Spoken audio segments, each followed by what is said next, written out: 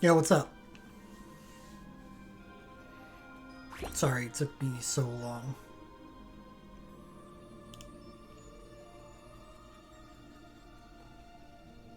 I'm gonna do afraid attempts? Sure. Not immediately, though. It's not the point of the stream. I'm gonna do an event preview for the event that's coming on Thursday, and I'm gonna do a distant preview on the event that is currently active in Japan. Just like the old days.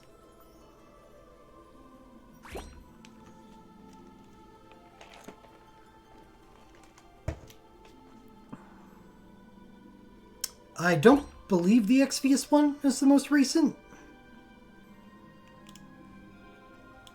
Or is it?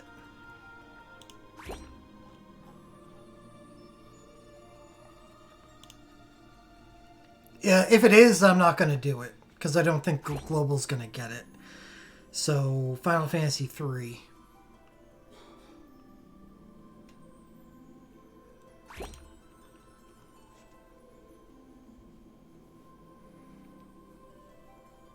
Well, how much Mithril do I have? 750? There's your answer.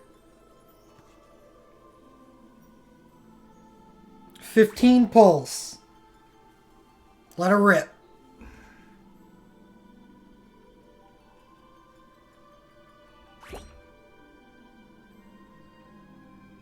It's also 2 events ago. I'd rather do the most recent one.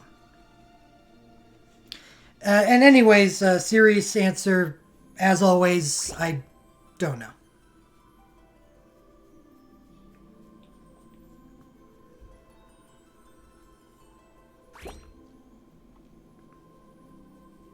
I don't know how much I'm going to pull until I stop.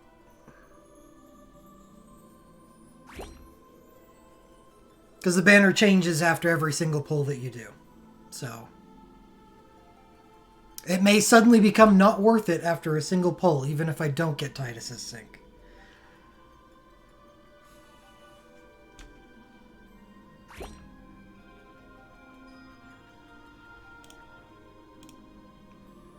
Like if I got Riku's Awakening and Glint Plus in the same pull, I'd probably stop there. That's it. Done.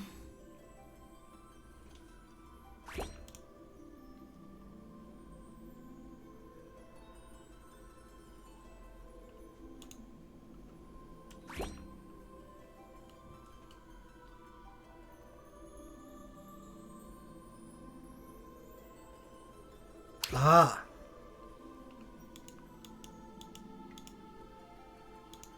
Yeah, you got a ways to go to catch up, which is honestly kind of nice. I wish I had more content to do. Ever since we entered the 6-star era, things have been slow. I was definitely stretched thin back in the 5-star plus Torment era, but at least there were a ton of difficult things to tackle. I miss that.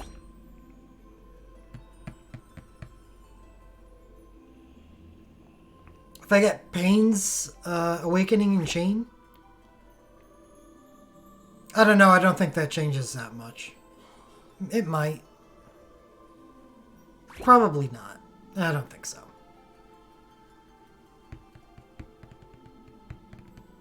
Yeah, well, that's evidence that things have been slow, TR Dub, is that I've actually started picking up speedrunning stuff. Just to keep myself occupied.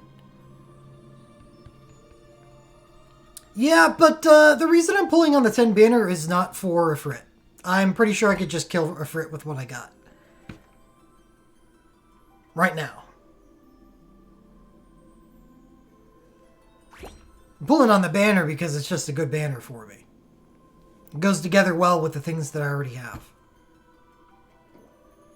And someday in the future, I'm going to be aiming at Una things. Good Una things. Good healing Una things. 3-man torments? Nah. I don't like personal challenges.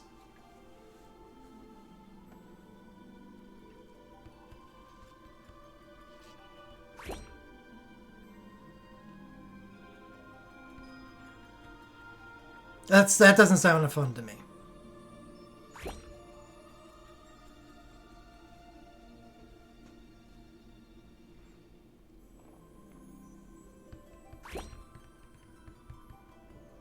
Artificial difficulty. That's the word for it.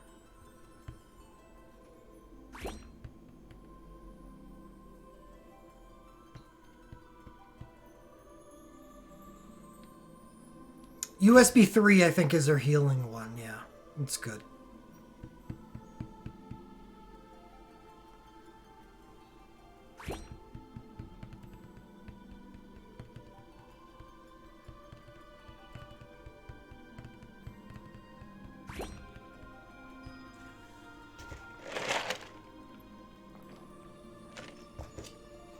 All right, let's get a...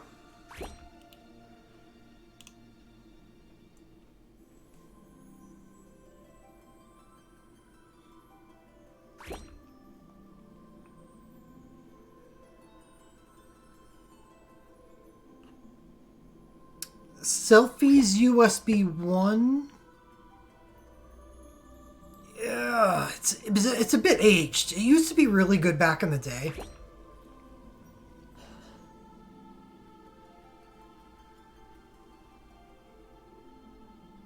But it's NAT healing, like AFMAUS, which means it doesn't heal for a lot. It says poor throughput.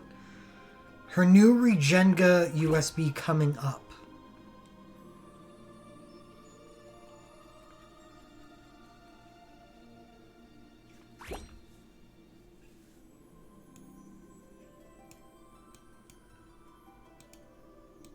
I think that's part of the reason why I want to do like future and distant previews from now, because I'm kind of out of the loop on a lot of stuff. On what's coming in the future. I don't know shit about, geez, the next festival that's coming, you know, next month, a month from now. I don't really know much about it.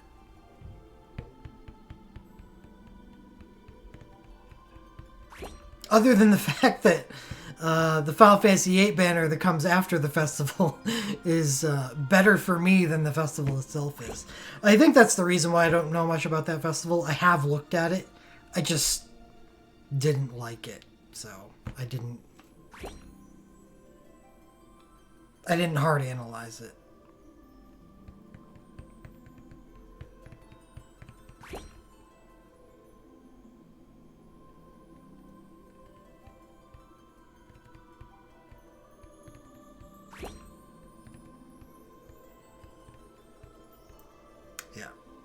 That's after this Titus banner. If I pull on this Titus banner, which I probably will. That's my next target, is the Squall Renoa, the Squinoa banner.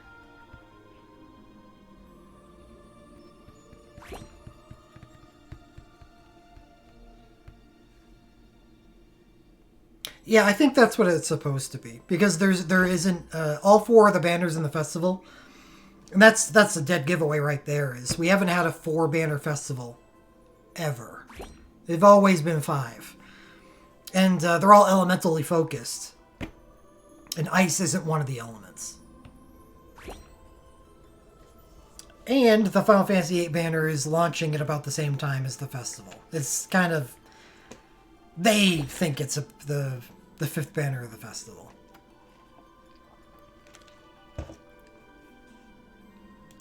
Literally everything on it is ice-based. If something isn't ice-based, it's because it's ice-based and something else. Like Kyros and Ward. Ice and dark and ice and earth and water.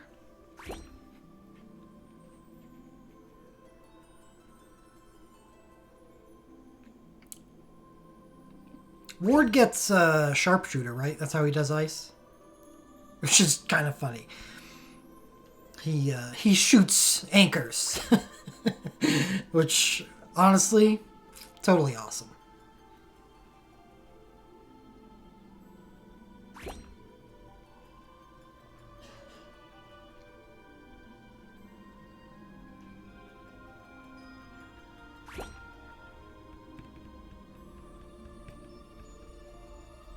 Yeah, no, I agree with that statement. He is the weakest on the banner, and he's not that weak. He's actually pretty good. The more I look at Kyros, the more I like. And then it only gets better from there. With Laguna, Squall, and Renoa, everyone knows what those characters are capable of. There is not a chain on the banner.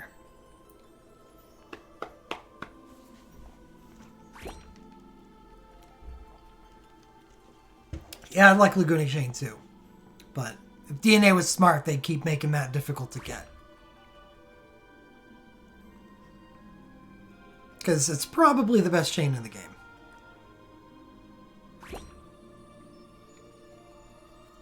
One of them. In the very highest tier, at least.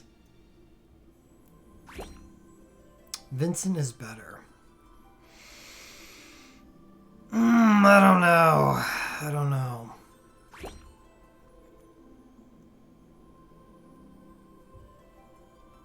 Well, his chain isn't hybrid. He is. I don't know. It's tough. Vincent's more versatile, but say, and this is what I've noticed, and it's great that Vincent's the way he is. But if I'm using Vincent on a physical team, it's obviously not ideal. It works because it's Vincent. And if it was another character, it wouldn't work nearly as well. But just because it works doesn't mean it's, exceptionally good. And the fact that he's a hybrid, he does suffer a little bit on the magic side as well. Though he's still an extremely good mage. Why I call Laguna at the top is because he literally has everything a physical ice character should have.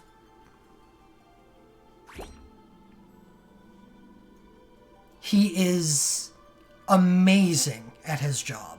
He has one job, and he cannot be topped by any other chain holder in the game, in my opinion. In that one job.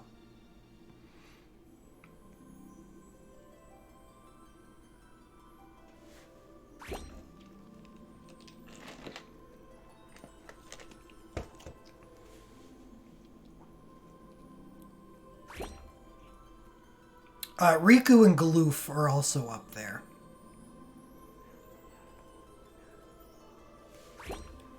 Riku really turned it around.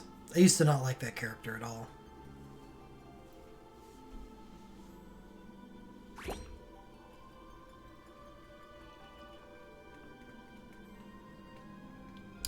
Prompto doesn't... Prompto doesn't have any access to N-Ice. So, yeah, I think there's actually a vast gulf between Prompto and Laguna.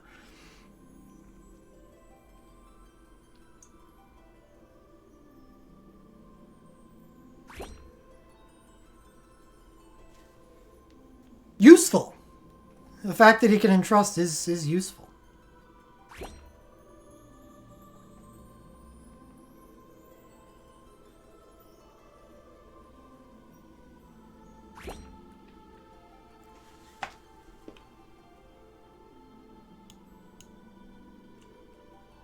And I'll take a 35% chance to dual cast on a machinist over the chance to imperil LM2 any day.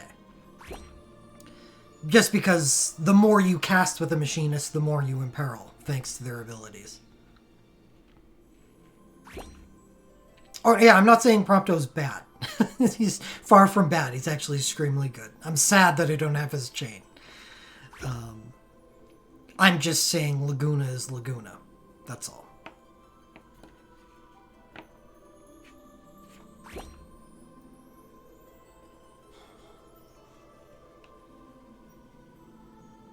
I think his LM2 is the perfect little microcosm that explains everything. As Andrew's talking about it right now. He's 35% chance to dual cast instead of chance to minor imperil. Where the reason why 35% chance to dual cast is better because you generally imperil about the same thanks to the machinist ability, but you deal more damage at the same time. Laguna is everything you want out of an imperil chainer, except he does, almost top tier levels of damage at the same time.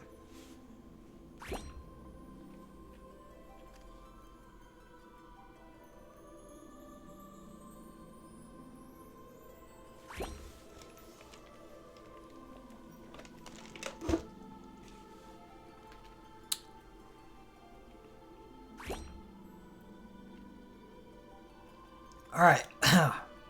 Wow. So 42 minutes past the hour.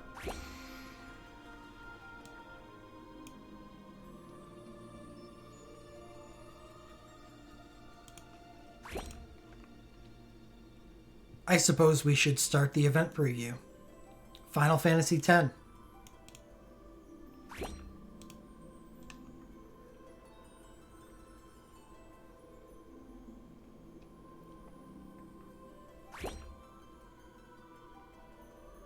Let's see, I haven't used this scene in a while.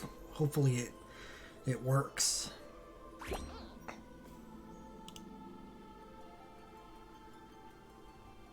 Oh, that doesn't look too bad.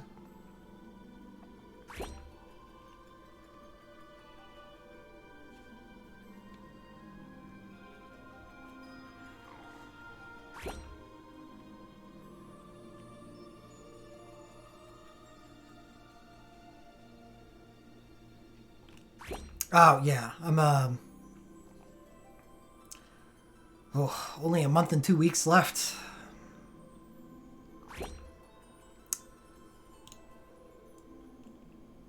Yeah, yeah. Snuck up on me. I always felt so far away.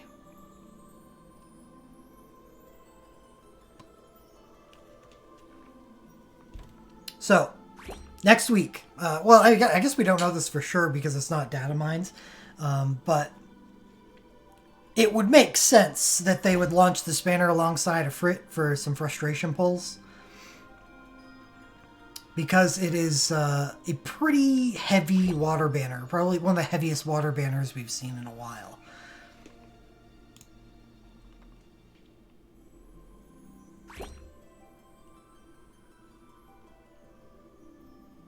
It is the reason why they had such a large gap in between Leviathan and Ifrit. Is so that they could launch a Frit near the expected launch time of the Final Fantasy X event. So, what do we got in this event? We actually have a new ability, so I'm not going to just talk about a banner. This is the event that Japan got the infinite duration buff on Protect, Shell, and Haste. Global being global, we usually get quality of life buffs before Japan, and this time is no exception. I forget when we got this, but it was a while ago.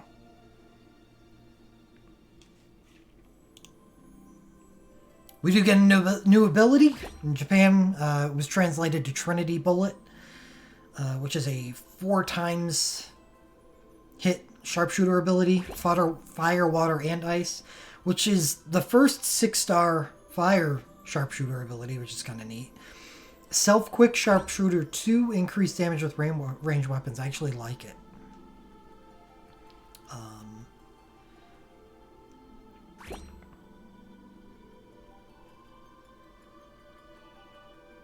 Being able to provide your own quick cast, and this especially works well when paired with water synchros. And imagine that we get a water synchro in this event, or a sharpshooter synchro. Oh, and that's it. There's nothing fun that really comes out with events anymore, other than new abilities, which we seem to get all the time now. Why I said before the preview started that you can never have enough crystals, because awakenings were just ridiculously strong when they came out, so that power level is going to be maintained for a while. A lot of awakenings go really well with their synchros. So even with the launch of 7-star native relics and this new Soulbreak type synchros, and the next 2 new Soulbreak types, awakenings are still going to be near the top of the power curve. So awakenings are always going to be a big part, and since every damaging awakening has a rank base damage boost on it, crystals are always going to be useful, because new abilities are coming out all the time, and you get more damage if they're R5, and R5 takes a lot of crystals. So don't ever... this is such a shitty thing to say, but don't ever feel content with the amount of crystals that you have.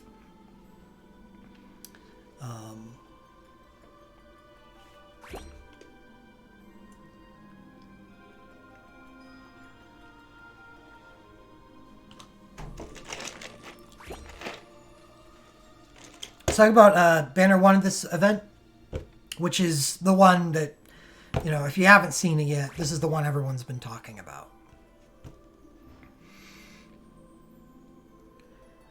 And for good reason, because, the game is really elementally focused right now, with the 6-star Magicites being the only top-tier content. And even if you want to include Odin within that, it's still elementally focused. So, when you can identify a weakness of yours, say, water, and see a banner where almost all the stuff on it lines up with that weakness, it makes it an exceptionally good banner for the people that have that weakness. And I guess adding on top of that is the fact that in 6-star Magicite the damage types are separated, with magical and physical being different fights. So if you've got an elementally focused banner, and not only is it focused on an element, but it's focused on a damage type, this one being physical, that's even more valuable. This is basically a meta banner.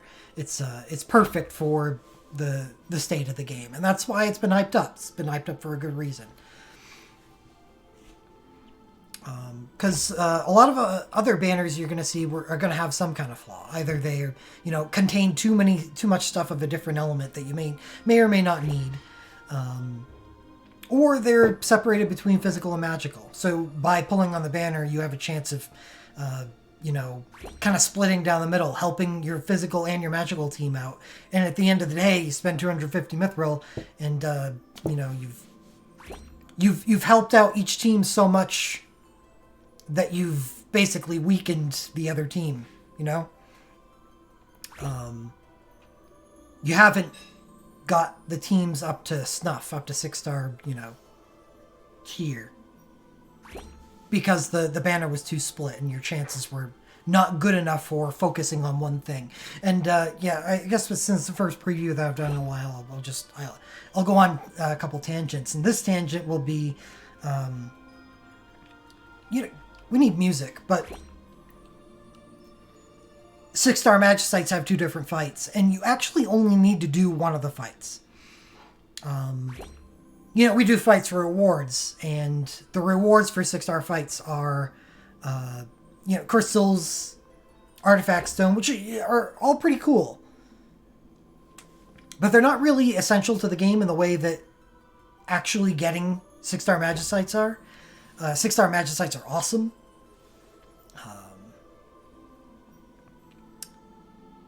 And you get the same reward from each fight, physical and magical. So spend 20 stamina on the physical fight, get a frit. Spend 20 stamina on the magical fight, get a frit. You only really need to do one. So, if you're constrained on resources, I'm going to assume everybody is. Because if you're not, then, you can do the math from there. But if you're constrained on resources, you only really want to focus on one single fight. And that's why having a banner like this, which focuses on a single element on a single fight, is one of the more ideal banners that can happen during a meta. Okay, so now that I've said that, I'll get some music going.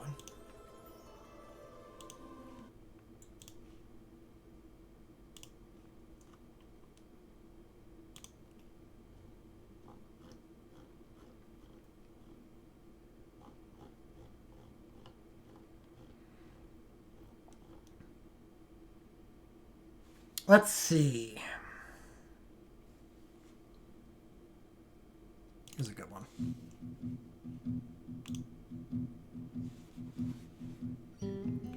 Well, no banner is going to be perfect, and this banner certainly isn't perfect. As Andrew coughed, something sounded like a ject inside that cough, and that we'll start there. We'll start with Jekt, who does occupy 3 slots on the banner? Just 3, and that's okay. And it isn't all bad, because Jekt is actually a pretty good character. So Jekt has an awakening here. 15 times single fire dark. And he's got 2 statuses that come along with the awakening. The awakening itself is just a fire awakening plus a dark awakening. And his 2 statuses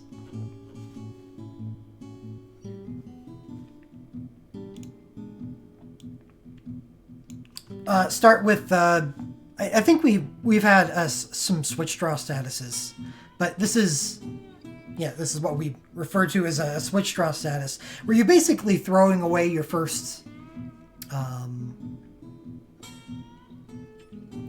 ability after using an awakening if you don't have a prior source of an element, and he does have a way to end fire and end dark, so you may not be throwing it away. But when you use the awakening, you use a single ability. If it's a fire ability, you gain end fire. If it's a dark ability, you gain end dark. And it can only happen once per battle. So he is a true dual elemental character that is also that is effective in 6-star fights, because he can end element with his awakening for each.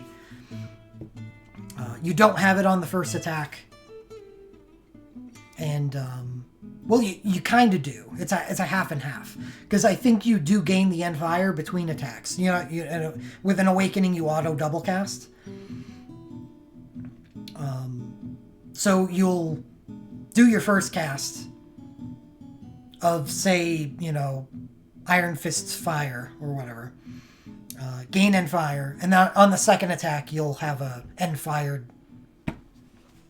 ability. And if he dual casts, which he can, then you'll have 2 out of 3 abilities on the first turn that'll have end fire. And same thing goes for end dark.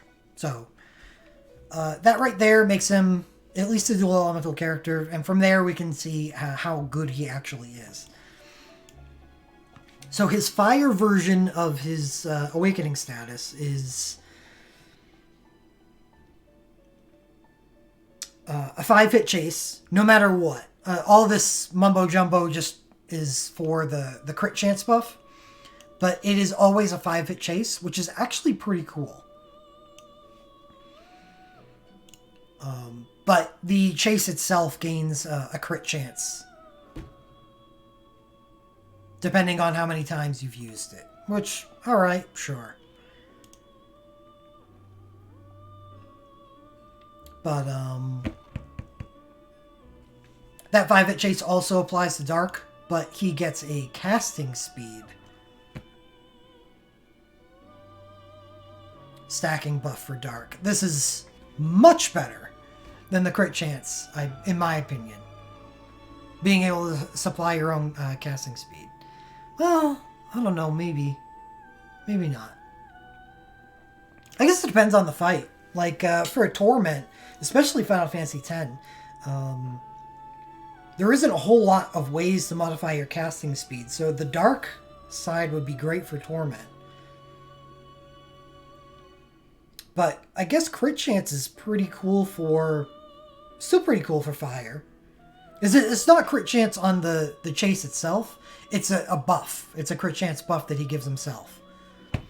And for someone like me who doesn't really use Tyro all that often, so I don't have that many crit chance buffs for the entire party, that's actually a lot of damage. Like 100% crit is a 50% damage buff.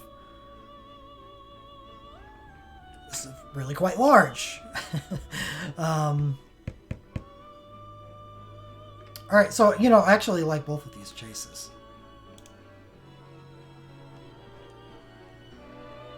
So that's Jex's first item on the banner, and I like it. Also has a 3-hit arcane, sure. I'm not going to say no to arcanes. They're just something that work if you've got other stuff for the character. And here we go. He gets a glint,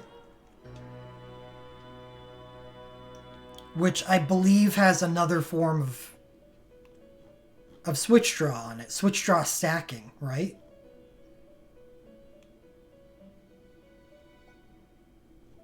Wrong banner. Yeah, and Fire stacking after using Fire ability, and Dark stacking after using a Dark ability. It's a pretty cool glint. I like the character a lot. He's got a lot of good things going for him. The only reason that it could be said that he, you know, mars the banner is because he doesn't follow the theme. He's Fire and Dark.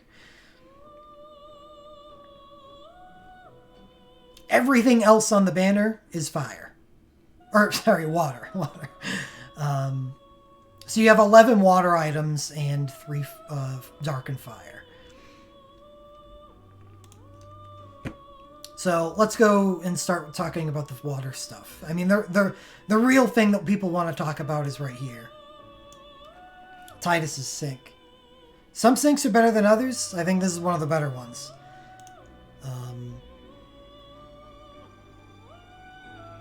Looks like a just vanilla here, but that's okay.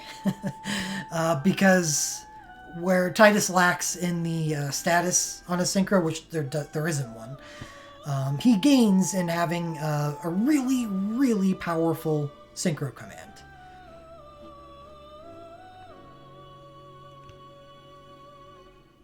With the attack command Sphere Shot, 4, 6, or 8 single-ranged water non-elemental hits increase with uses. So after only 2 uses, this is up to 8 times. 8 hits. 8-hit attack. Pretty good. This is one of the better synchros to pair with an Awakening.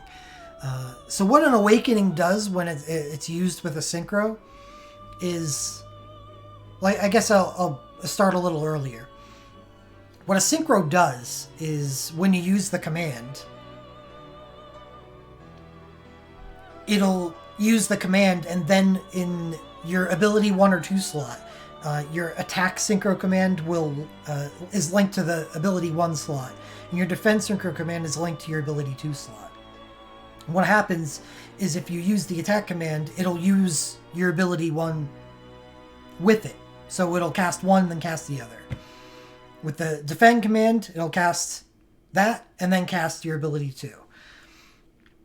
And it does use uses on the ability. So what happens when you combine an Awakening with a synchro is because the Awakening turns those abilities into infinite uses, it de-links them from the synchro. So rather than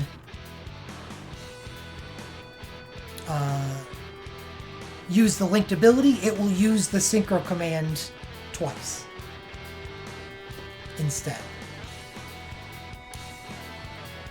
There are some synchros that this works well with. There are some synchros that this works poorly with. Because, say Ash, for instance. Ash doesn't have great commands. So, dual casting commands is not where you want to go. What you want to do with her synchro is cast a command and chain Thundaja. Tidus's synchro, on the other hand, has such amazing commands that it is desirable to dual cast your commands. Because, let's think about this for a second. If you have an Awakening going, and you've got Sphere Shot going, that's 16 shots. If your 35% chance to dual cast Legend Materia 2 goes off, that's 24 shots. In a single turn. And if you've got the Synchro and Awakening going at the same time, that means you not only have break damage cap level 1 going, but you also have another break damage cap level 1 going from his Awakening. So his attacks that you're doing, 16 to 24 of them, all have the ability to go up to 30,000 damage. So Tidus does a lot of damage. Some would say almost too much damage, because Ifrit doesn't like it when you do too much damage, and he decides to kill you if you do too much damage. But I'm never gonna hold that against this. It's always going to be useful to do more damage. You can find ways to make it work.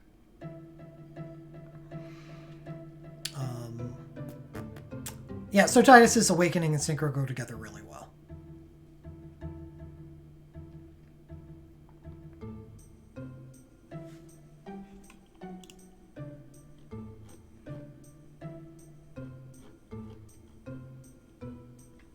In the second command, the often forgotten second command, 3 hits and self sharpshooter damage plus 30% for 3 turns. You know, honestly, may not be that bad. Well, it's only for 3 turns. I don't know. I don't know if that's it's probably not worth using. I thought it was a buff for 10 to 15 seconds, but it's not. If it's just for 3 turns, I don't think that's enough. Because this is a command that benefits the more times you use it because of the stacking. It's kind of... oops. It's a lot like Squall's BSB2, where you just don't want to do anything else but get it working and then not use anything but it. So yeah, don't use Command 2. Yes, it does. Record Materia damage boosts stack with everything. I don't think there's anything that they don't stack with.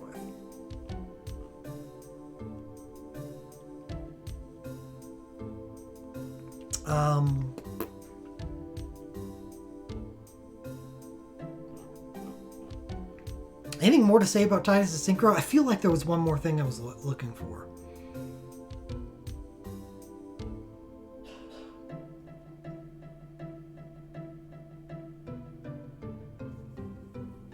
No, I think that's it. It's sick. You know, just by itself, it's sick. Because the Synchro... by the way, Tidus has access to a really powerful sharpshooter ability. Oh, there is something I wanted to talk about. But Tidus does have access to a very powerful sharpshooter ability called Sapphire Shot.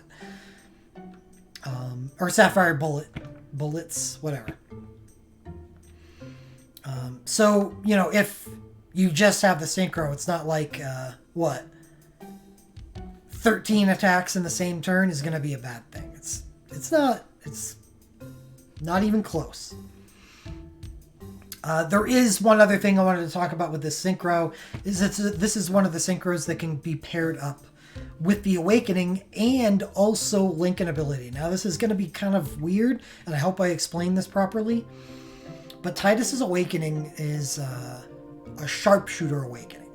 It is not a water awakening, and that's very important.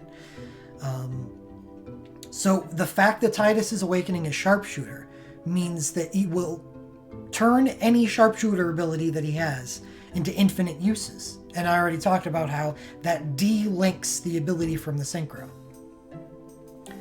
Does Tidus have access to any abilities that do water damage? This is a water synchro, sharpshooter awakening. Does Tidus have access to any water abilities that aren't sharpshooter?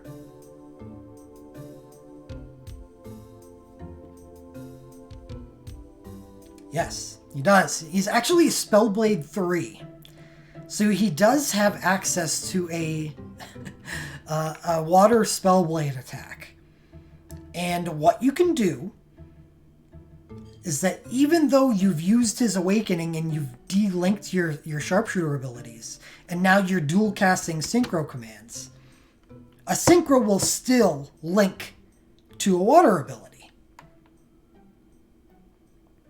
And if you use that 3-star water Spellblade, it will also cast that. So it will double cast the command for 16 guaranteed attacks, and then add a 17th on top of it. That one hit rank 3 Spellblade. And it's sad? Sure. But are you complaining with a free 30,000 damage? Because it may be only one hit, but it has a damage cap of 30,000. So, not going to say no to that. If you can find a way, and it can actually be hard to find room on Tidus sometimes, because he has access to 6-star celerity, so he can use the power chain ability. He can generate soul break points with flash disaster and stuff like that, and life siphon. It may not ultimately be worth using the Spellblade ability because you've got other stuff that you would rather have in that ability slot instead. But if you can, it's free damage. There's no reason not to use it. If you link your sync command and dual cast that one goes off, what do you double cast? You dual cast the command. You always dual cast the ability that you click on. Everything else is something used as part of a status. Let's put it this way, for something that we use right now, or I guess synchros are in the game, so we use those too. But awakenings. When you automatically dual cast an ability with an awakening, the actual order of operations is first attack, then you dual cast. If your dual cast materia goes off, it's the second attack that dual casts the first command. That's what you clicked on. And then the awakening then triggers and then does the second attack. So the dual casts is of whatever you started with.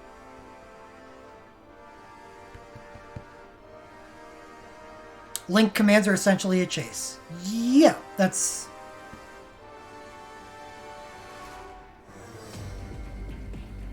Yes.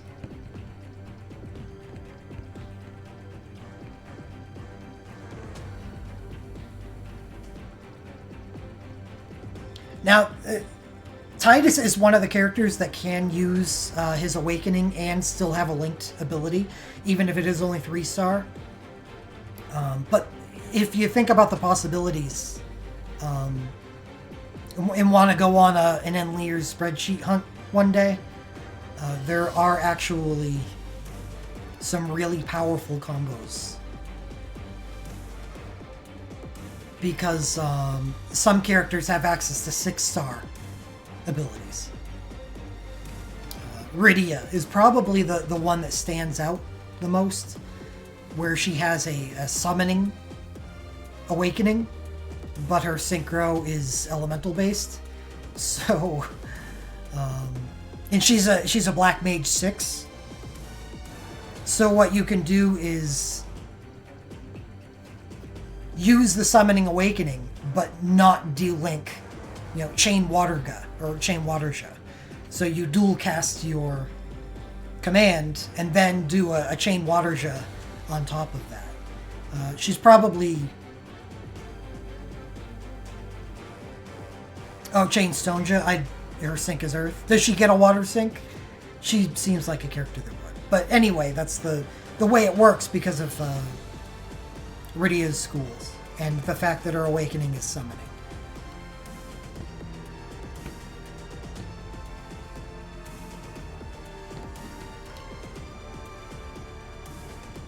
And there's a few characters that have access to that stuff.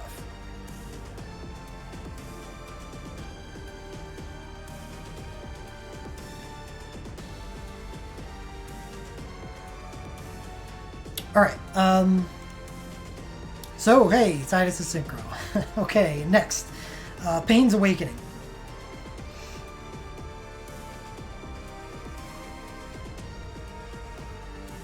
Legendary Player Awakening? Oh, God, no, that's... Water Awakening. Okay, that's better. I was like, why would they give her a special awakening when all she really does... Oh, I guess she is a sharpshooter. But if she's a sharpshooter, then just give her a Water Awakening. And they did. That's why I was confused when I saw this. Anyway, Water Awakening. And respects counter mode. That's her awakening status. Let's see what they do. Self-quick cast. And chase 1 to 4 water with crit chance. That's kind of... Yeah, that's not that great. Yeah, she's a Spellblader, but that's... I said she's a Sharpshooter too. She's supposed to be a Spellblader, but she can also Sharpshoot. And that's why I thought it wouldn't be that weird for her to get a special status, because she could do multiple elements. But no, she doesn't.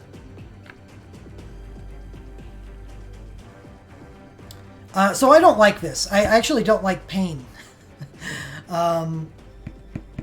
Because Pain is limited to a 4-hit 6-star ability. So the fact that she, rather than extend the amount of damage that 4-hit ability can do, but rather give her something that boosts the damage output of those 4 hits is bad.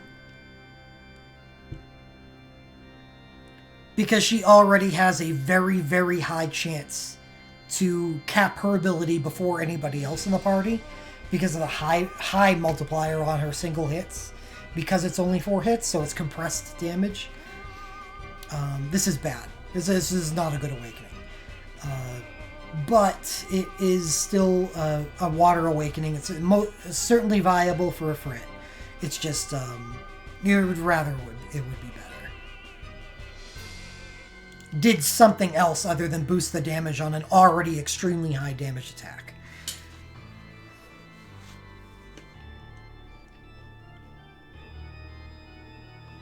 It does give her quick cast, which is cool, but less useful outside of the Torment. Less useful for a Frit than it is for Torment and Phantasm. Yes, she's a 6-star sharpshooter. But that 6-star sharpshooter attack is going to most likely be on Tidus.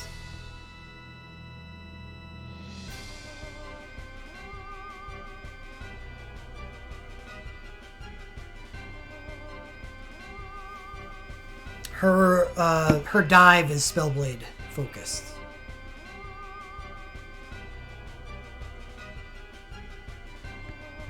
So you'd be better served in putting Sapphire Bullet on someone that can use it better than her.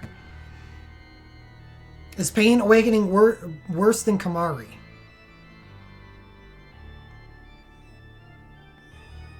Yes? Yeah, I think so.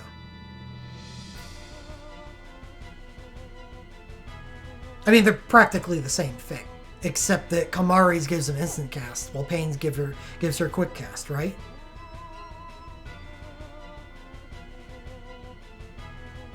And doesn't Kamari get access to a 6-star ability eventually?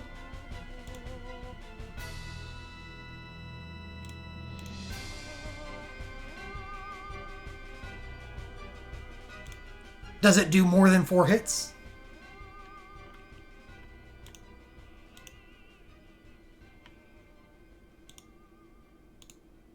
Six hits? Okay, well that really answers the question. Yes, Kamari is better than Pain.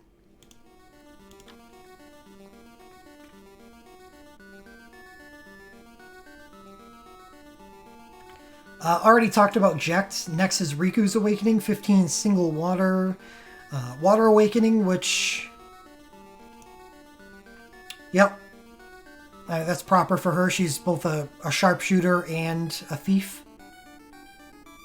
With her water attacks.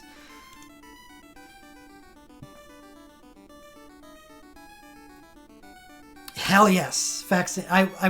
Man, just listening to it makes me want to play it again. Despite its ridiculous difficulty. The game is definitely harder for me now than it was when I was a kid. Anyway, Riku Water Awakening. Dynamic Mix is her awakening status. Dynamic Mix is Chase Water with 40% damage resist 1. That's actually freaking awesome. Because of the way a Frit is actually a huge-ass damage dealer. Yeah, that's awesome. This is, if Pain had something like this, just don't focus on Storm Spell Strike. Storm Spell Strike sucks. Extend her ability to do something. Don't buff the friggin' the shitty attack that she has. This is great, and not only is this great, but the thief ability that Riku uses is also great. So Riku, out of nowhere. I guess it's not out of nowhere. She's actually been steadily becoming an extremely good character for a long time. Not that this Riku's Awakening is new, but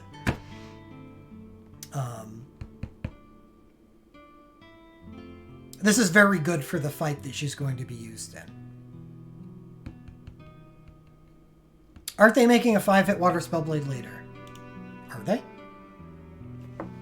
That is a good question. And this is why I'm having these previews for, so I'm no longer as out of touch as I was. I know they're making a 5-hit Ice, because, God, did they need that.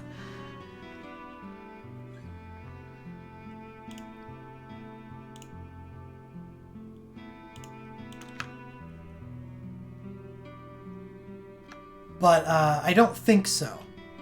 The only one that I knew of was the Ice.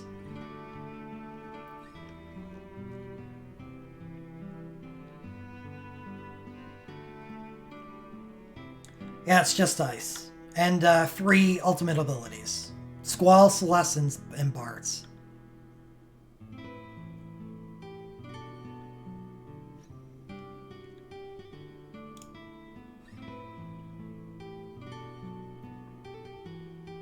I was actually looking at the ultimate abilities attached to the next event that I want to pull on, which is the Squall Renoa event.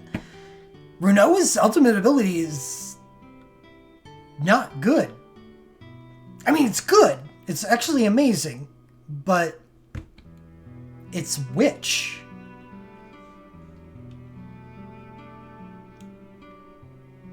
And her dual cast Witch materia is not on that banner. So good luck. Oh, if you have her dual cast Witch already, then her ultimate ability is awesome. You've circumvented the problem with that I have with it. But yeah, Valkyrie. It's an Ice and Earth Witch ability. It's phenomenally powerful. But it's unfortunately not covered on the banner. Okay, that was a tangent I didn't mean to go on. So Riku's awesome. And that's the 4 top-end things on the banner. We have 2 arcanes, one for Pain, which is actually kind of nice, because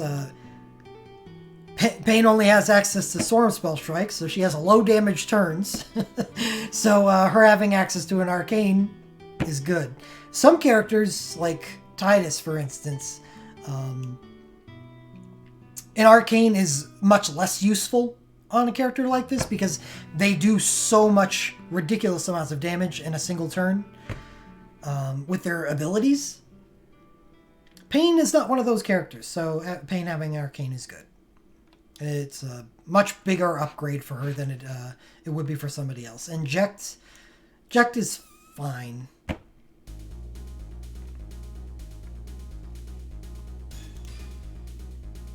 He's fine. He is a really good character, though, with his Awakening being a 5-hit chase. So, and the abilities he has access to being 5 hits and 6 hits for Dark. So, he does have high damage turns.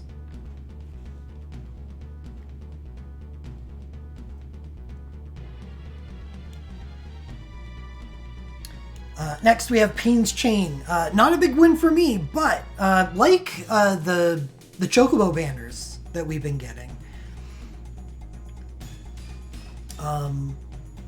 water elemental focused banners that also have a Generation 2 chain on it are almost must pulls for people that don't have Generation 2 chains.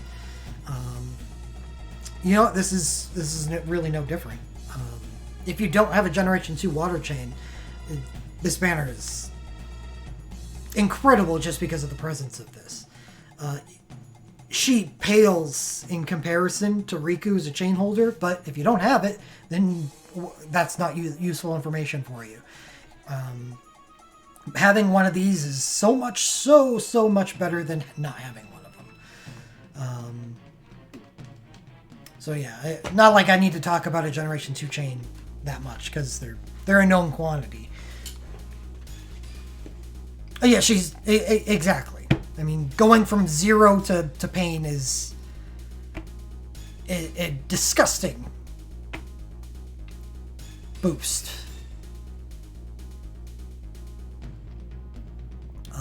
If Strago's USB was available on Animal Lenses, I'd almost go so far as to say that Strago's probably a better physical chain than Pain. But Strago's USB isn't on Animal Lenses, so even if you do have his chain, he can't really do much for your party. So Pain would be better than him. But if you do have his USB and his chain, that's tough. I'd want Pain's Awakening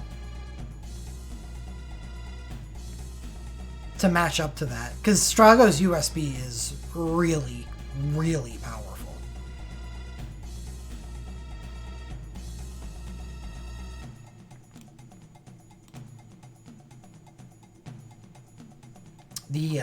The Water Radiant Shield and the Party Instant Cast 1 is beneficial to physical and magical teams alike, so it makes them a pretty good cross-chainer.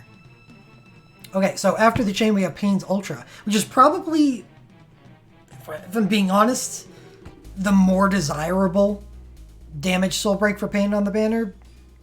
I mean, the Awakening's cool, but I think the Ultra, because there are going to be other characters, hopefully other characters on your team that do more damage than Pain could with her Awakening, so I kind of would almost rather to use Pain's Ultra, which is...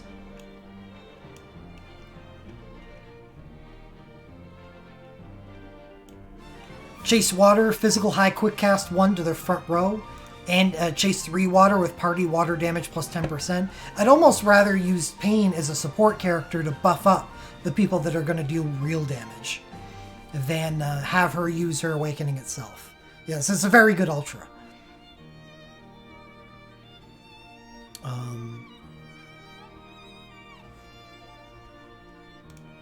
And it's not one that's unknown to us. Bart's has one. with his USB 3. Lightning's USB 3. Ash's USB 2. Right? Yeah, Ash's USB 2. And they've all been good. I've used both Ash's and Bart's in 6-star Magicite. They've been both very effective. Especially Bart's on that physical team was amazing. So I really do actually like this Ultra. And personally for me, actually definitely for me, it would be the more desirable out of the two of her Ultra and Awakening. Which, you know, it sounds like sacrilege, but the game's weird sometimes.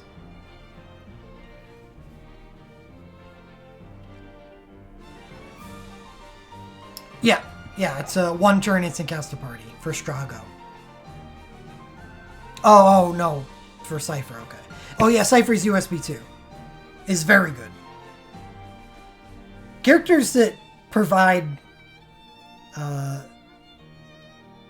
quick cast to the entire party, along with doing their normal damage stuff, generally pretty good.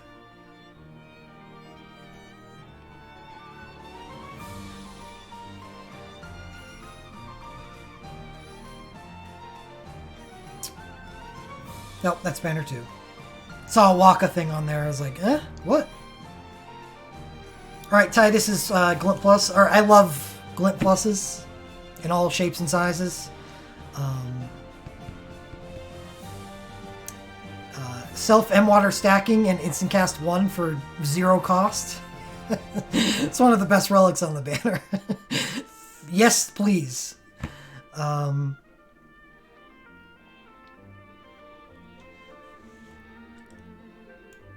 And same thing for Pain. And this is going to be good no matter what version of Pain you run.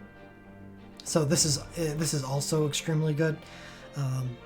If you use Chain Pain, instant cast 1, you just use this before Chain, and that saves you a ton of time and provides her as being someone that actually does damage rather than just being a chainer.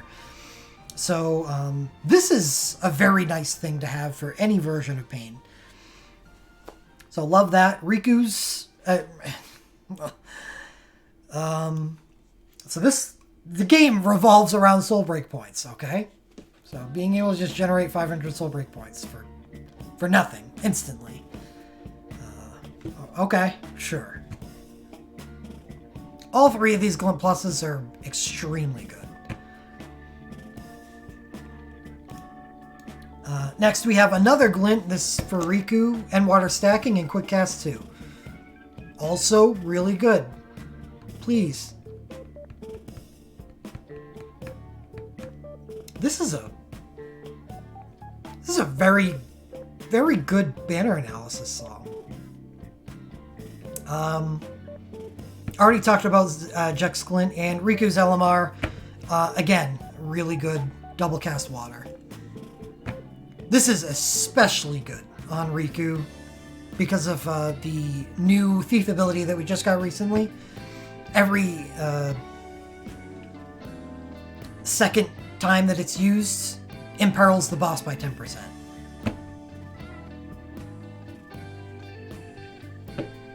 Yes, I'm currently feel like I'm living in this place. So yeah, this 6-star ability that just came out for Thief, it's the same as the Darkness ability.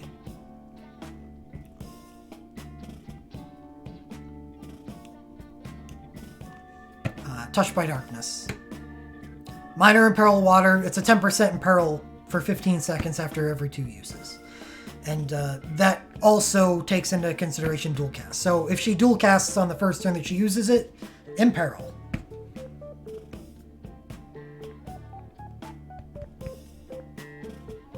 So dual casting that ability is even better than just simply doing twice as much damage.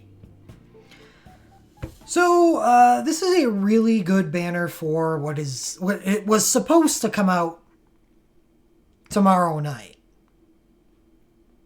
But what has already come out because of the DNA intern. All praise to the DNA intern.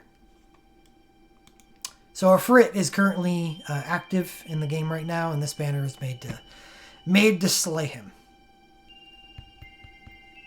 Plus jacked. Who thank goodness is good. So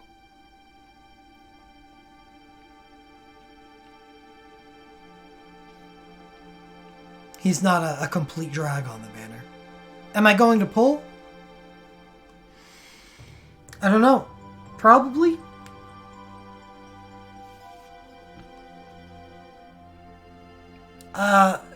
It's tough. If I'm gonna assume for a second that I'm able to beat a Frit before this this banner comes out. And running under that assumption, do I pull on this banner even though I don't need any water stuff? Or any physical water stuff?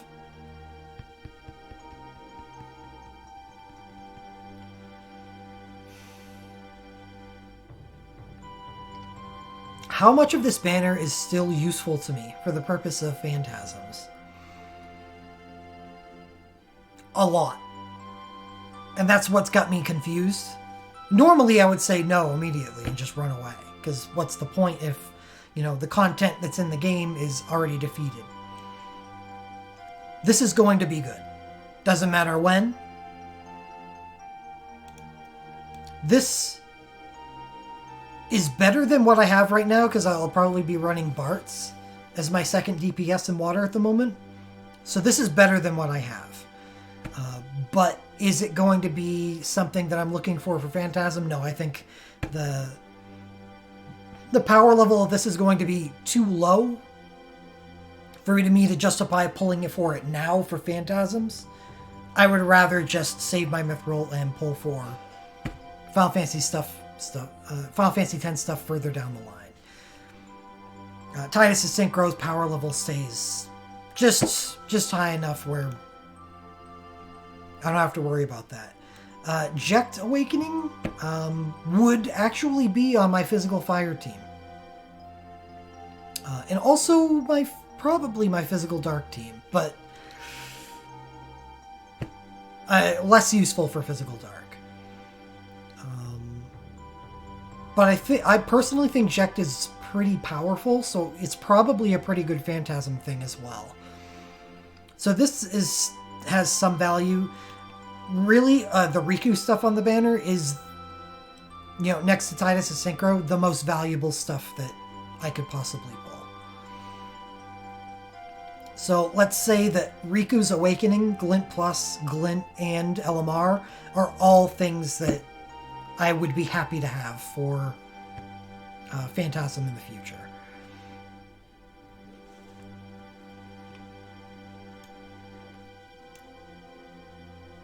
So that's, if we combine Titus's Synchro and Titus's Glint Plus and Riku's Awakening, and then Riku's other 3 things, that makes 6 things on the banner. Then Jekt is pretty cool, but not crazy good. Pain's Ultra, definitely awesome. Awesome. The ability to provide a renewable physical high quick cast every single turn, and it's spammable, so this never has to go down, would be great for Phantasm. So that's also really high on the list. And because that's high on the lists, Pain's Glint Plus would also be high on the list.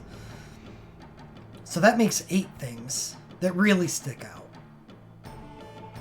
And I don't mind the Jekt stuff. So it's still a fairly good banner, even if I've, defeated a Frit. Is it good enough to pull on? It's so difficult.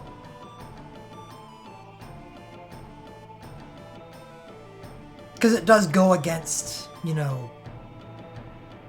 rules. Where if there's other banners in the future that are for, the same purpose, then there's no reason to pull now. You want to pull later. And there is going to be Final Fantasy X banners in the future. But yeah, I guess what I need to do is look at the future Final Fantasy X banners. Because what this banner has going for it is the two focal point characters of Final Fantasy X are Tidus and Riku, to me, because of the stuff that I already have for them.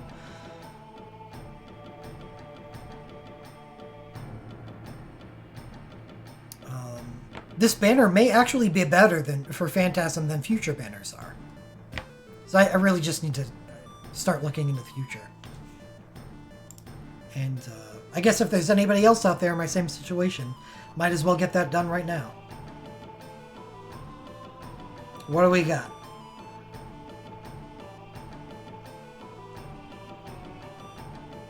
No future. There's nothing.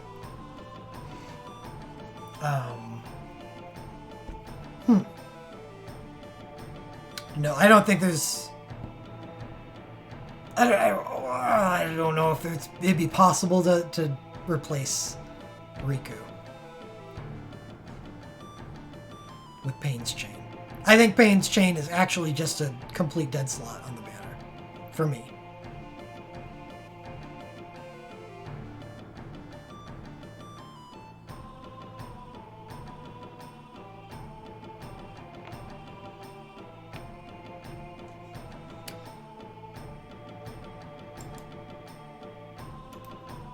Wow, no future Final Fantasy X stuff, so that makes it even harder to make the decision. I have no more information. I have Riku's Chain and her Realm Chain, and if I don't kill a Frit, if I am unable to kill a Frit with my current party, which I actually don't really think is gonna happen. Then this banner becomes auto pull. When do realm banners get updated again?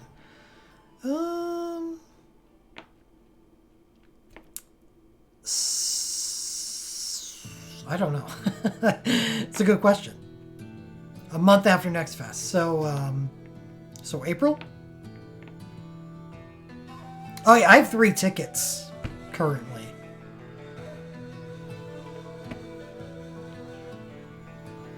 And I really want to spend them, but I don't have any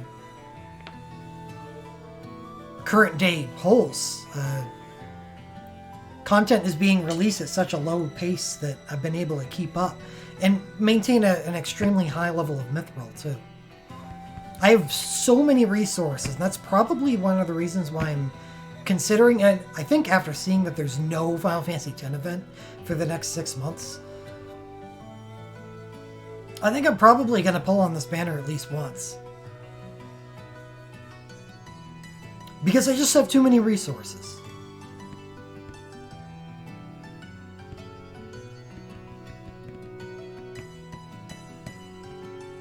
And I do know that this is still a good banner, whether I need it for a Frit or not. There's, so knowing that this is a good banner for me, and not wanting to take the risk that the next Final Fantasy X banner, even 6 months from now, is just not good. Yeah, I think I'm going to pull on this banner.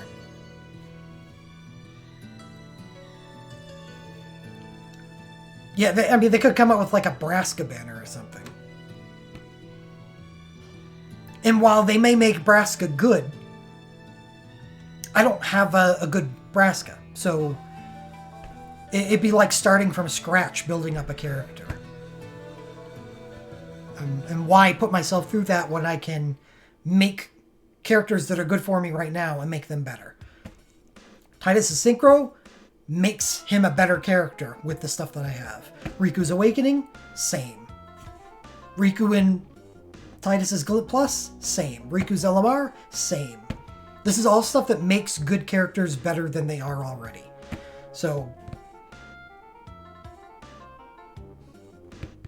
yeah, I'm pulling on this banner.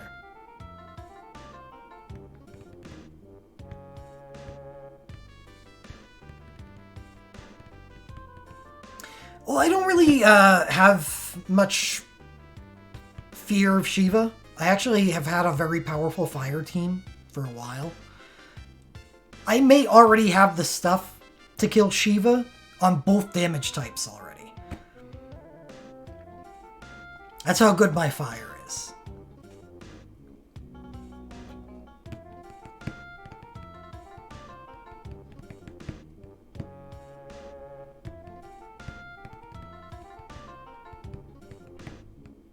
It is. It's kinda. It's kinda nice.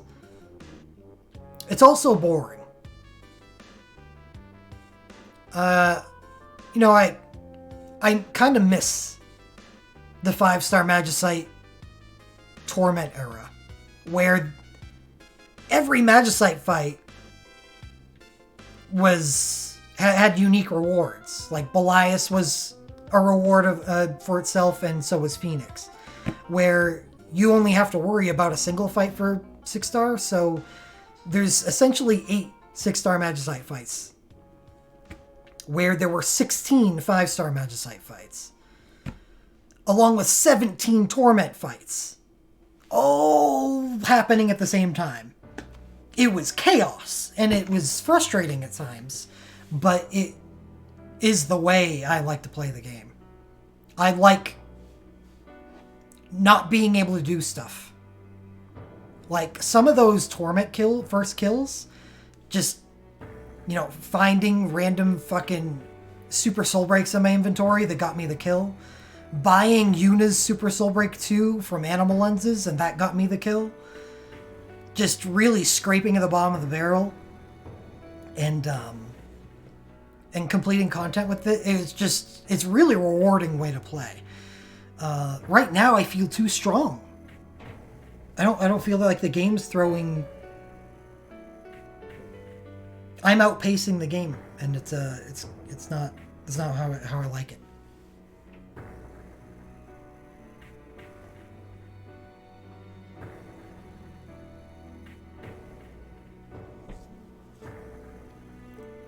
Yeah, we'll see. Yeah, well, specifically 6-star Magicite. That's what I said. 6-star Magicite is not challenging enough. You know, gacha games are ultimately resource management games, and I have too many resources. Don't know what to do with them.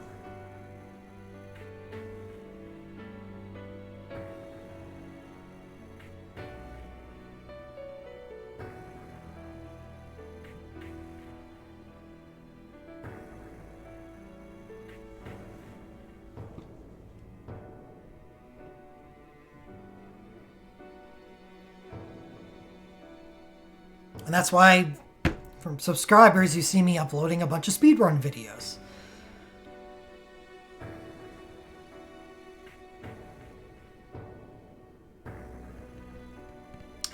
Alright, so that was banner 1. That is the preferred banner of the event, for sure.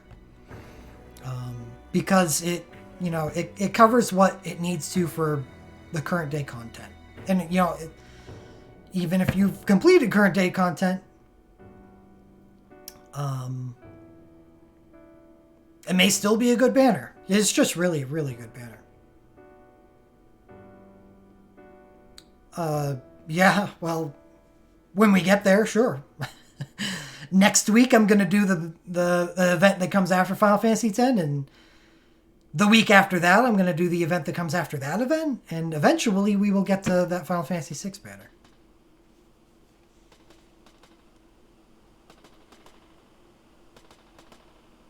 But anyway, banner 2, yet 2 guaranteed rainbow discos instead of 1. Does that make it worth it? Yeah, because of the stream title, I'm trying to make this a weekly thing again.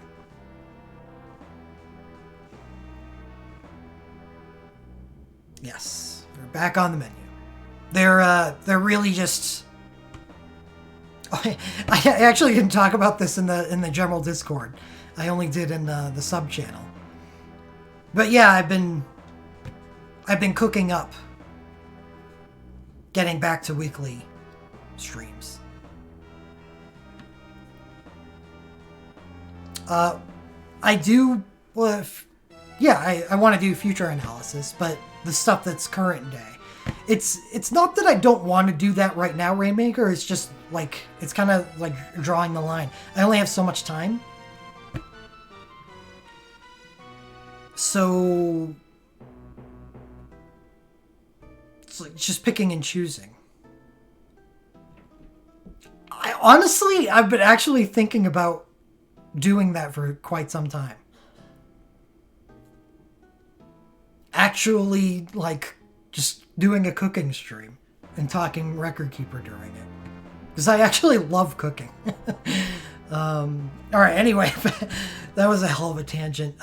Let's go back to Banner 2. Lulu's Awakening. Can confirm it's very powerful, because Lulu's a pretty damn good character. Does not have N element on it, but Lulu does have a lot of different ways to end ice, and she is getting, or has a couple of ways to end water. It's not great. You probably have plenty of things that you can replace this with, and I suppose, yeah.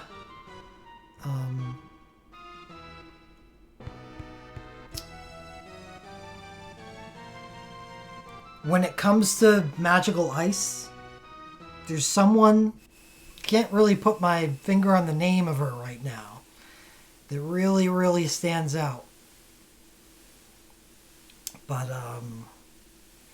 Sarah, well, it is 5 letters.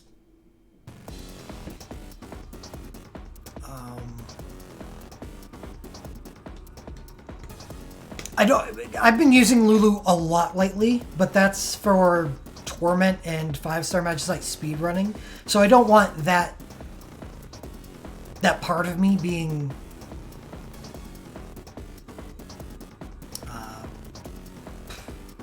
adding too much bias to her Awakening, because she's extremely powerful for me.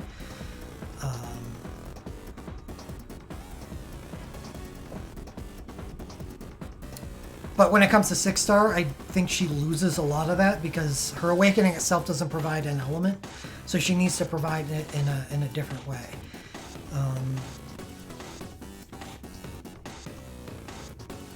And while, you know, even for people that can, it always costs more for them to do it, making them have an innate disadvantage compared to people that can an element with their Awakening. Luckily, her USB 1 is very complimentary. Her USB 1 is very simple. It's a self buff, instant cast 2, and an ice. It's pretty powerful. Well, not powerful. It's very complimentary. So it really helps. And that's available for Animal Lenses.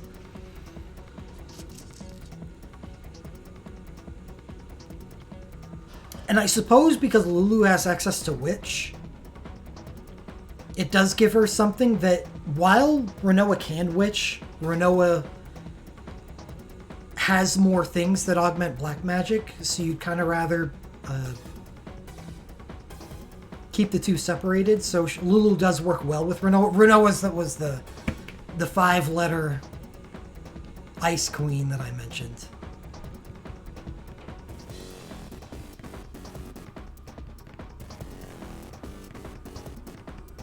I don't think so, Steven. I forget what it's called. No, Abaddon Bolzaja. I can't believe I remembered that. Her Awakening's okay. Just know that you've got to have other stuff. Already talked about Kamari's Awakening. Actually, really powerful. I know Kamari gets a lot of shit. He gets a lot of shit, but he's still really good.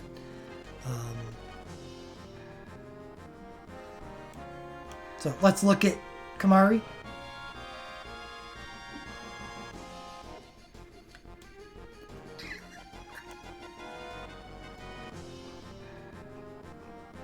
Didn't have to go down there, apparently. Oh, he gets no airtime. I thought he had instant cast. I think the no airtime is cool, I guess. Yeah, I mean, he has to have no airtime. There's no water version of Cyclone Bolt.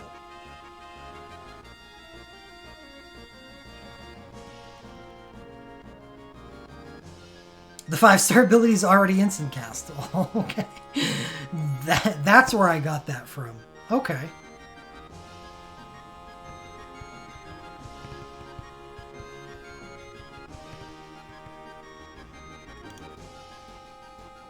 Well, anyway, Kamari's Awakening is good. Waka, hate Waka. Oh. Thanks, Rick.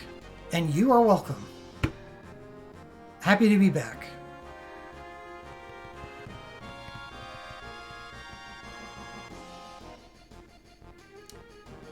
The alert should pop up on screen, stream anytime now.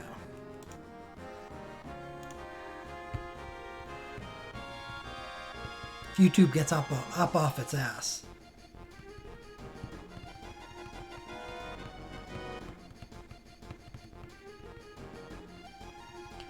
So I don't like Waka, but am I being too harsh on him?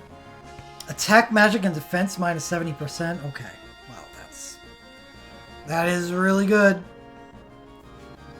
And what's inherited volley shot?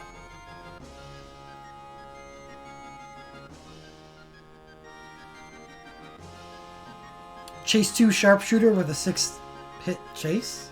Well, that's not great, but I guess you can kind of consider that a bonus if you want to say that the big ass debuff is the highlight.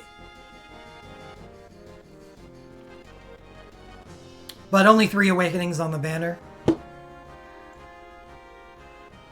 Kamari Arcane, Riku Chain, Ject Ultra, Waka Ultra, Kamari Glint Plus. Only 1 Glint Plus. They really don't want people pulling on this banner, huh? Oh, I'm so happy that Kamari gets a no airtime 3 Glint Plus. When his Awakening has no airtime on it.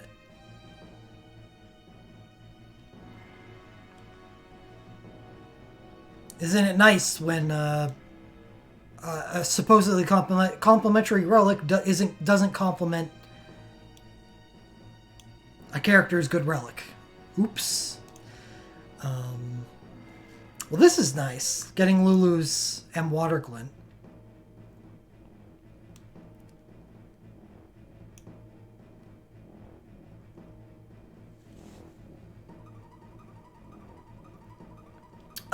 High break resists are a thing, but that's a 70% break, which they cut through. 70% are still felt.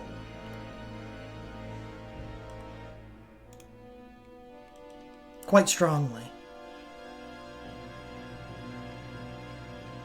Ugh, this banner is filthy. It's got some really good stuff on it. Like Riku's Quick Cast 3 LMR, awesome.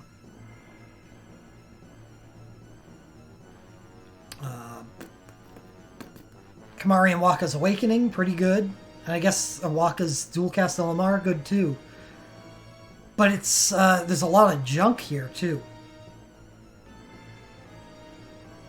So they're really just they're making you fish for the good stuff, which is unpleasant. So if you want to roll the dice, go ahead. But I wouldn't touch this banner with a 10-foot pole. No, they don't ever put LMRs on in updates. Didn't do it in the second, didn't do it in the third. Well, the only LMRs that they did add were for characters that came out, new characters. They don't add new LMRs.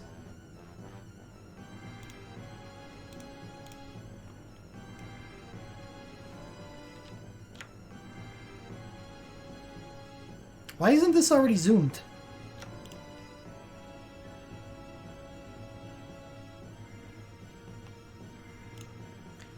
So, handy little animal lens list here. This is everything you can get on animal lenses, and the new stuff that's going to be in the next wave, which is going to probably be in June, is in red. We'll go down to tier 2.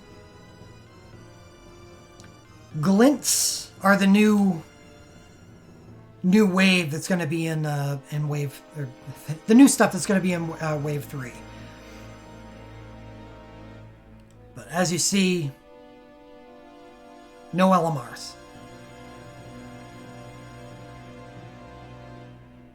Let's see, new characters. Did they didn't put Genesis's LMR on here? What assholes! Yeah, so not even LMRs for new characters. Unless I just missed it.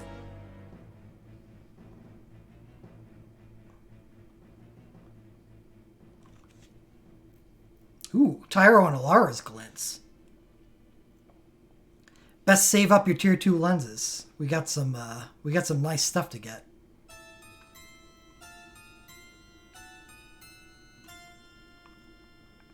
Well, that doesn't matter, Borat. When Wave 2 came out,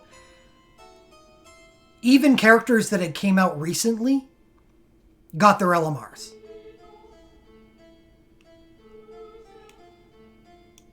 I think Oron was not that long before Wave 2 came out.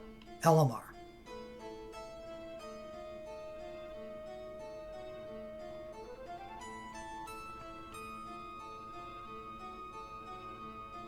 Lilith, definitely.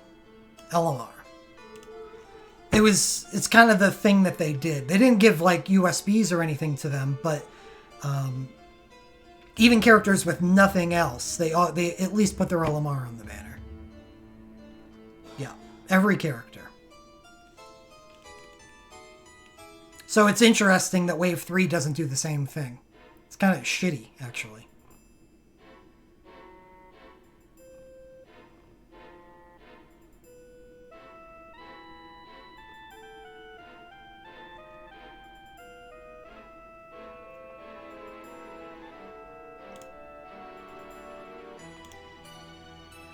Alright, well... Is there anything anyone wanted me to go over on Banner 2? Other than the fact that I don't like Banner 2? I think it's too weak. Too weak, even with, getting 2 instead of 1 guaranteed. There's no reason to spend Mithril on something this week. Unless you're just fishing. Want to play the sweepstakes. The lottery. For, like, Riku's LMR. You want to know what's cooking? At the moment, nothing. I wish I was cooking, because I'm starving. But I planned on cooking later. And I don't know. I haven't decided yet.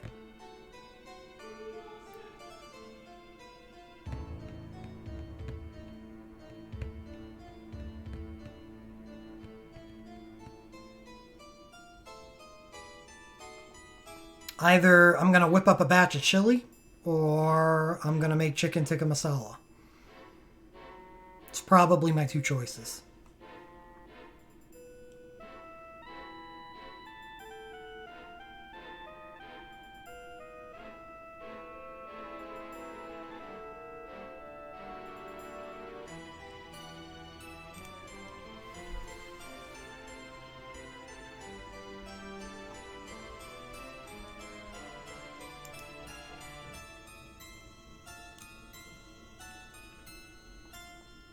But in the meantime, what I'm going to do is I'm going to take a look at the Final Fantasy III banner. There's going to be a distant preview. I hope I can keep up on these.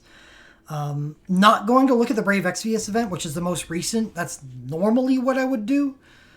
But I have my doubts on whether or not Global's ever going to see the Brave Exvius event, so I'm not sure that it's all that valuable to take a look at it. We already get them. Strider. Getting them right now. You can actually take a look at the banners currently in game. Let's see. Which one's greater 2?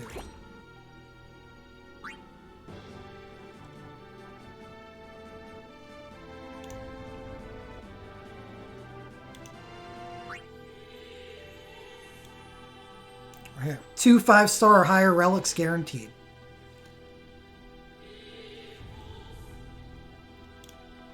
Not every banner's like that.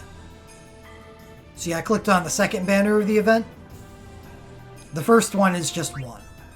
So that's what they've done now is the first banner of events is usually the newer stuff.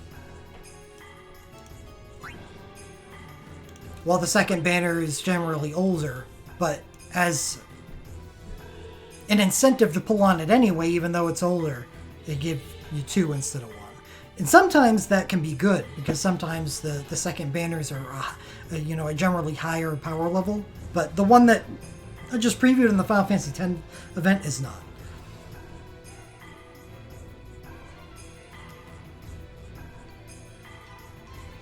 It's not about it being popular, Borat. It's about the company that runs it.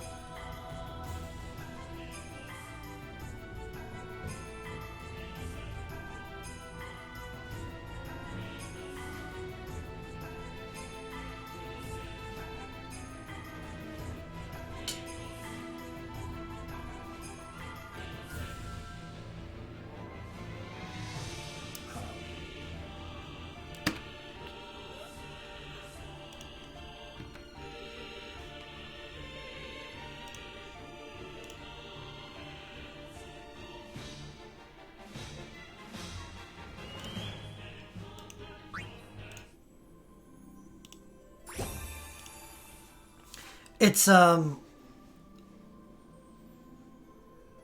it makes the probability of a collaboration between the two companies. And DNA is not great on the global side with collaborating with other companies. We know that.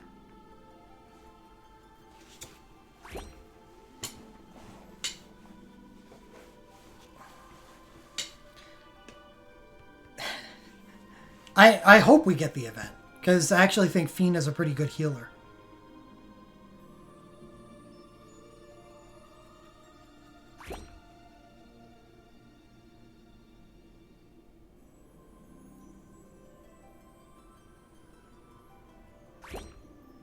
Yeah, that is something. I think I would have stayed with Brave Exvius longer. I played it for a month during beta.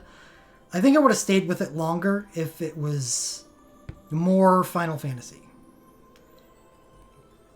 Like Record Keeper is. It's got Tyro and Alara, and it's got its small little cast of unique characters. And everything else is Final Fantasy, while Brave Exvius is... it's a very large contingent of characters unique to the game. Fodder. Kind of waters it down. Like all the damn characters in Chrono Cross.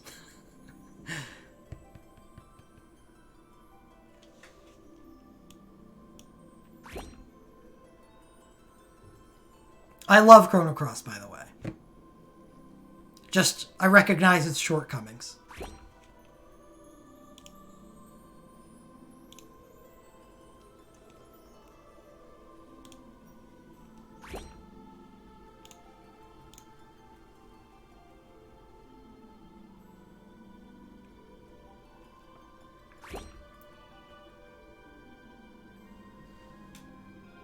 Oh.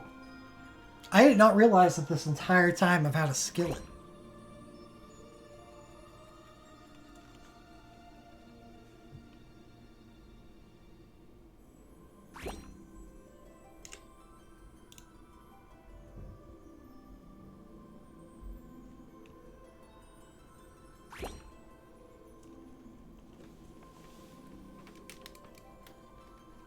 You can see her there in the bottom right-hand corner of the camera. It's kind of hard to see her.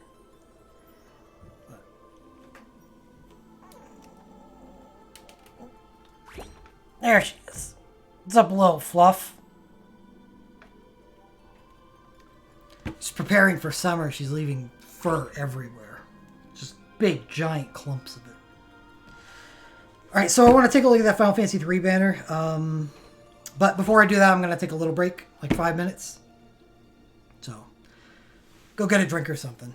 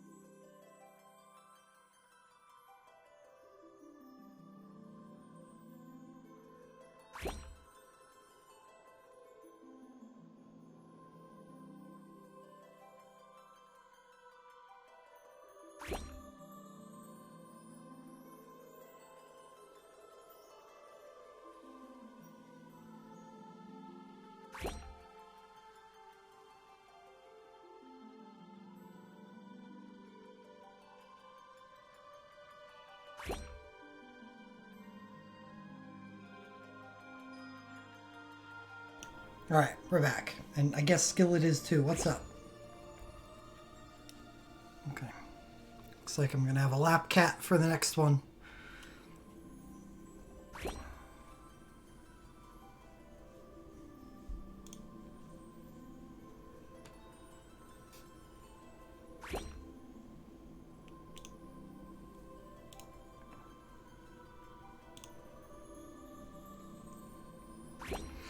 So, Final Fantasy III event. 11 days ago in Japan.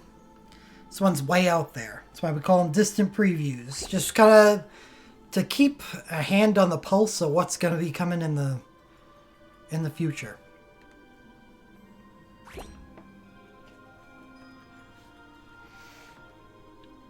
Even if it's really not all that relevant to what we're doing right now.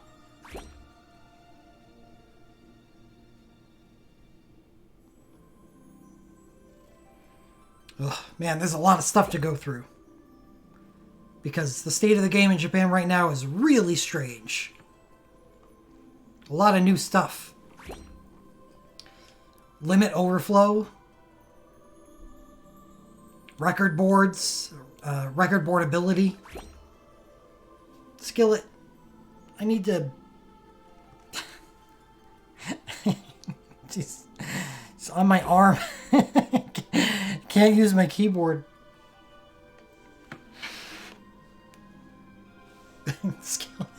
Skillet, this is really difficult. Okay, whatever.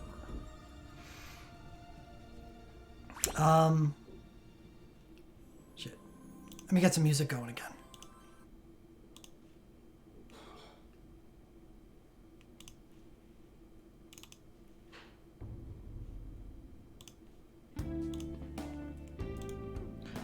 Okay, limit overflows, I'll talk about that when we get to it on the banner. Record boards is going to be basically the new legend diving system.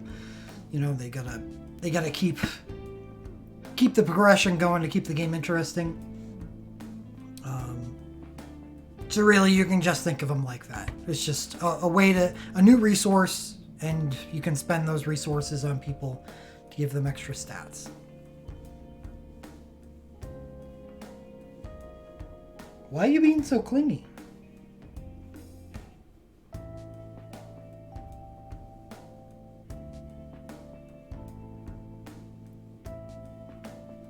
Just hogging some attention. And it's working. And one of the perks of the new legend diving system, the record boards, is that some people get access to abilities that are unique to them. And in this event, we have Ingus's. Who gets Titan Blade 4 times single earth, Chase 3 uses. Oh. So if you use it 3 times, then party gets 10% earth damage. What's the multiplier like on this? Because that doesn't seem that great.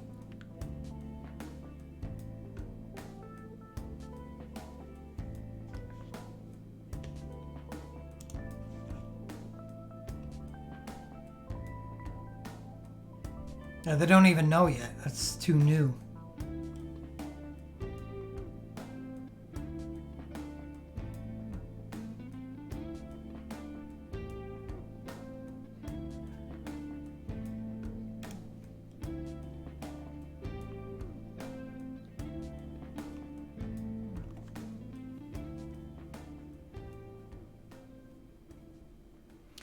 Okay. So, Angus gets his own ability. Starting with 5th anniversary is when a lot of this new stuff starts coming out. So even though I'm not really planning for pulls on the 5th anniversary banners, not the 5th anniversary. Yeah, 5th anniversary banners themselves. There's a lot of cool stuff that comes out during that festival that'll be more than enough compensation for, you know, banners that you may or may not want to pull on.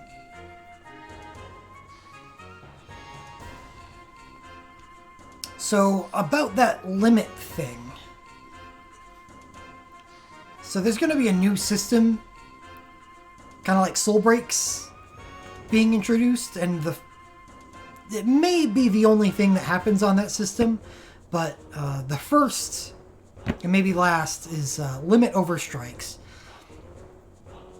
So there's going to be a different gauge. Like, you know, we have soul breaks right now and the soul break points, but we're going to have a new one with a limit break gauge that you can use limit breaks for. And it's just kind of cool because the way it works right now, arcanes are sometimes not that great because they cost so much to cast. They may not be worth casting at all. 300,000 damage and a long cast time and 750 soul break points is sometimes a hard pill to swallow. Which is why I kind of like these, because it basically is taking away the cost of using arcanes. And they're better too. So 5 times single target. Critical piercing wind overflow. So, you know, 500,000 damage potential. And it's very likely going to be 500,000 damage.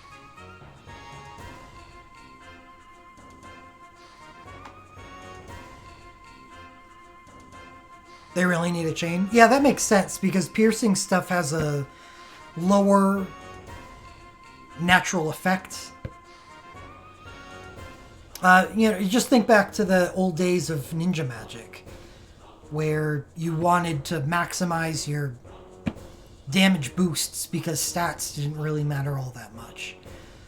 So if these are piercing, I imagine that you're going to want to boost them up with chains and the like. You know, 3 stacks of N element or whatever. Anyway, that's that. Ingus Synchro. I'm not going to go, as I think I did in the past, I'm not going to go too deep into distant preview banners. Just kind of give a general idea of what's going on the banners then. And since this is the first one, we get to see that there's some crazy shit going on here. There is a single LMR and everything else is 6-star and above. Oh wait, there's a regular glint and everything else is 6-star and above.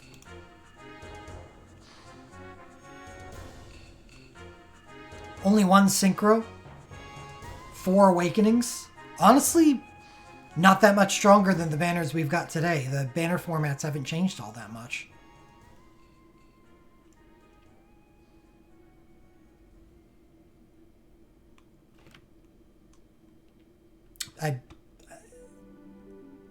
But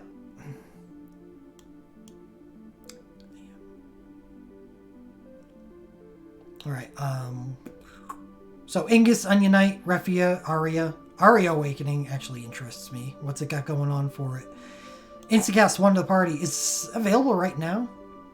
No. Instacast 1 to party? No, it's Last Stand?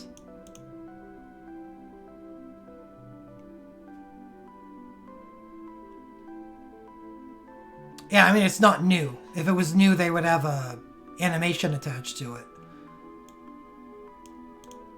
But shit, that's a really good awakening. Or Instacast 1 Ultra is on here too.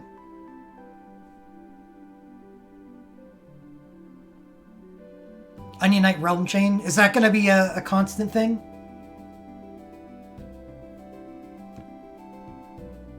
Is for the new Phantasm releases, the Realm Chains are going to be on the banner. Onionite gets a second Arcane. That's kind of funny.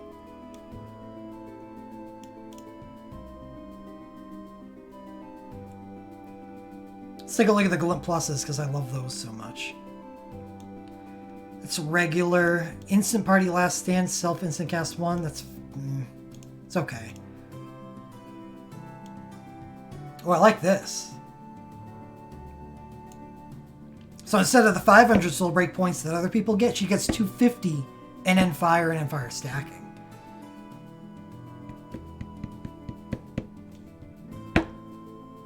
I like that a lot.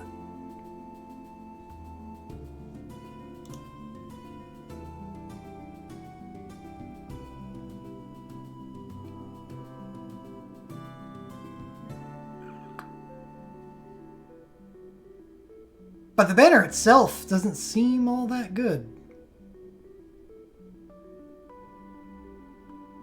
Oh, I didn't know Onion Knight was swinging back physical. Thank goodness. I hated the fact that they turned such a versatile character, and it's Onion Knight. Onion Knight should be a versatile character, and they made him really, really heavily magey for a while. So I'm glad he's going to have the ability to be a physical character again.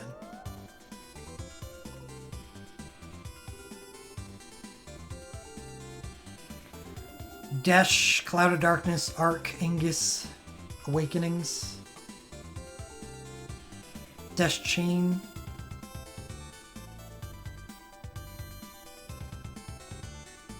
Ton of LMRs.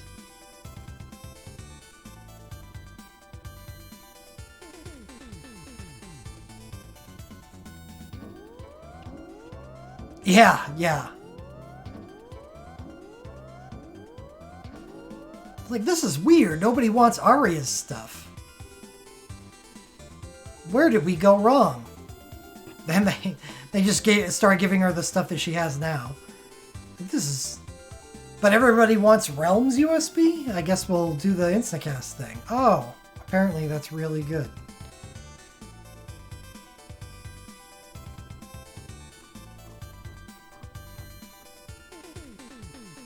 So I guess, I mean, the highlight of the...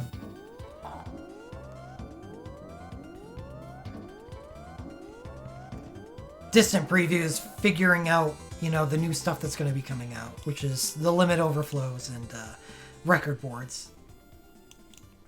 We can also look at animations. That's what the distant previews are really for, right? Animation time. A skill that's been... Yeah, she doesn't want to have anything to do with this distant preview anymore. All right.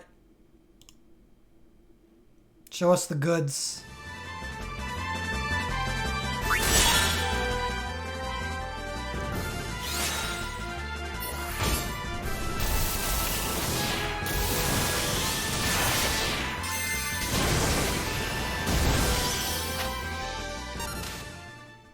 Yeah, kind of just like Arcane's. Mostly pretty boring. That was pretty boring. Ingus Synchro.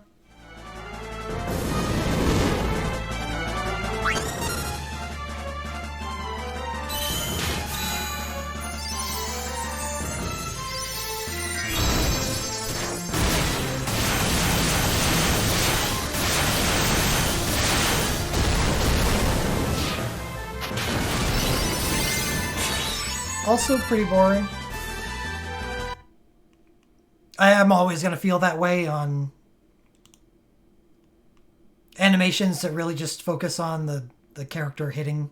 What Soulbreaks is supposed to do, but I don't know. Let's get artistic with it.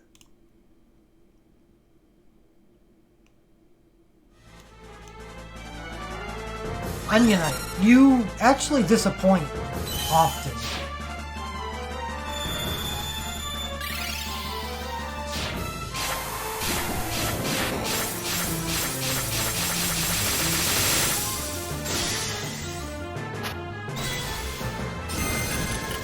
Started like it was going to have potential, but then got pretty boring. Oh, actually... Yeah, why did I not just keep on looking? Because the Synchro has commands.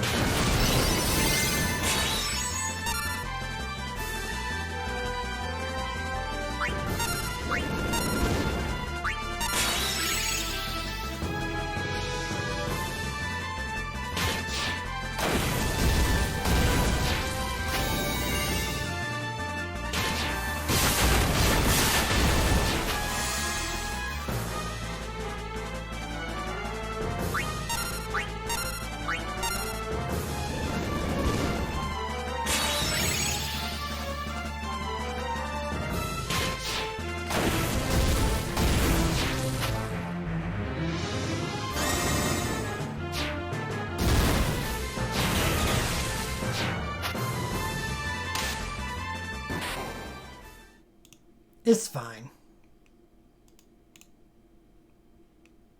Yeah, the stuff that is happening, the actual mechanics look like they could be pretty cool. The animations themselves is what I'm judging.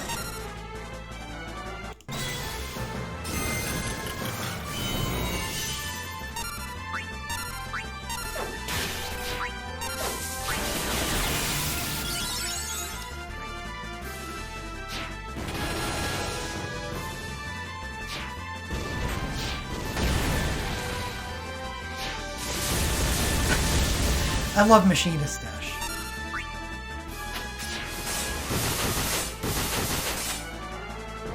Oh, that was pretty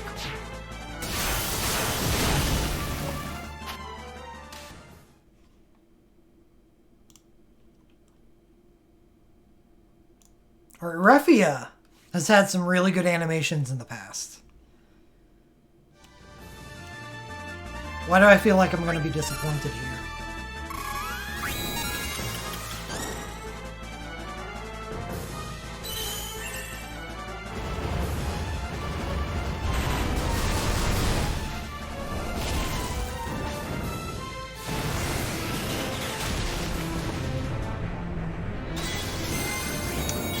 No Chocobo, 1 out of 10.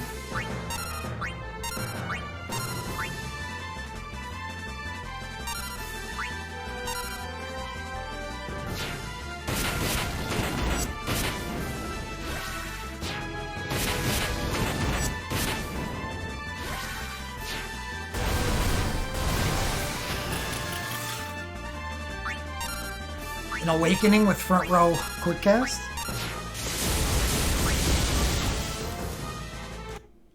That's pretty nice.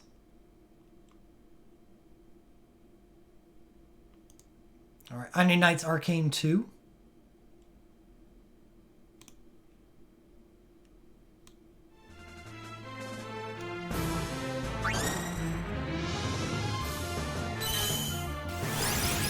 Yeah, that's probably...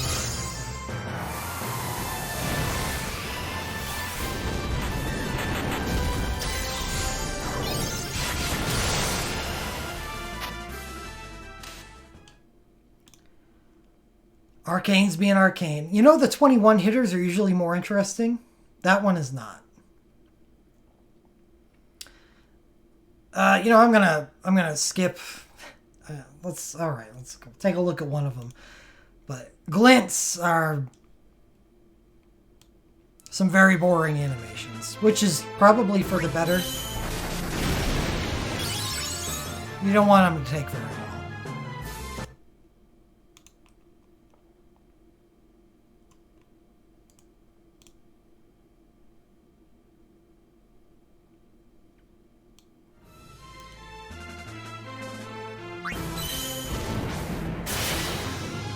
Okay. I made a mistake.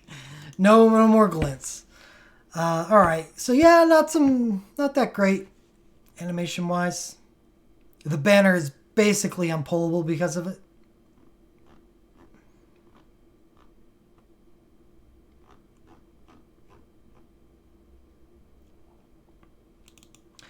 I mean, it's good to know. It's good to know that this banner, and there is a Final Fantasy III Phantasm that comes out with this event, correct?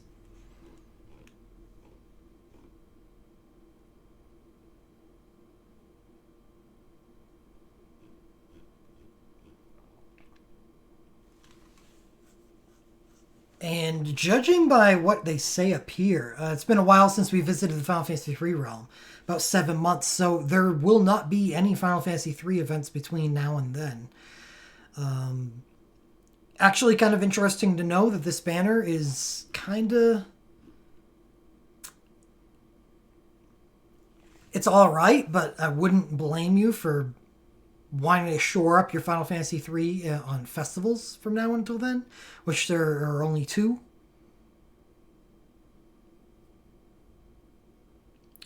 Which would be 5th anniversary in March and then the Summer Festival in June. If there's Final Fantasy III stuff on those banners, which I think there's Onion Knight stuff in 5th anniversary, right?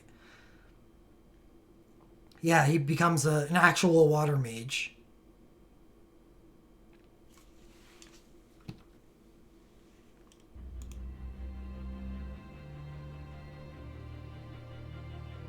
So it's good to know what's kicking around on here. And how you evaluate the Final Fantasy III stuff that appears on banners from now until then.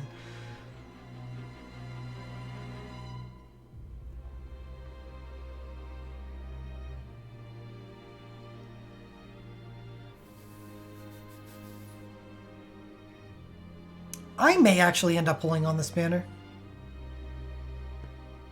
Because I don't have good Final Fantasy III healing. And Final Fantasy III healing exists on this banner. It's not that much. But both Aria's Awakening and her Ultra are really good.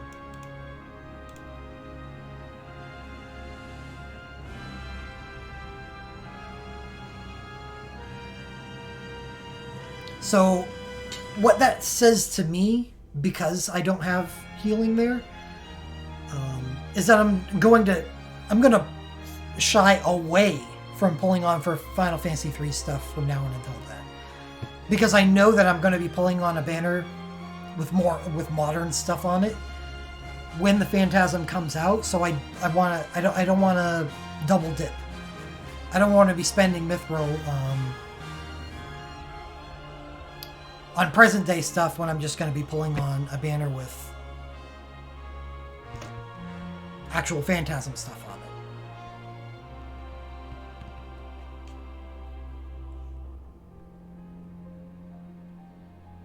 So,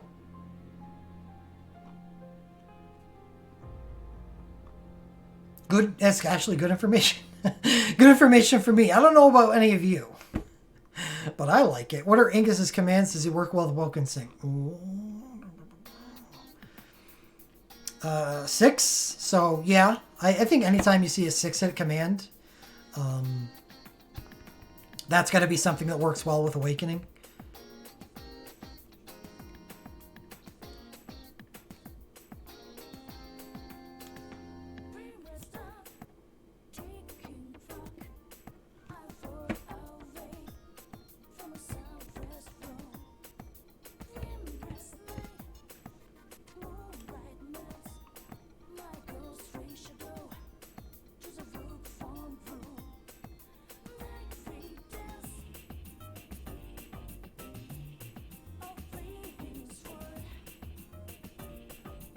This is kind of interesting. It doesn't have anything to do with an Awakening or at all, but I couldn't. There's no way I could have puzzled that this is what was happening from the animation. So whenever you have your damage resist removed, it gives another party damage resist 40%, a 1500 Medica. But after it does that 4 times, it exits Guardian mode. That's actually a really, really cool status. And seems really powerful.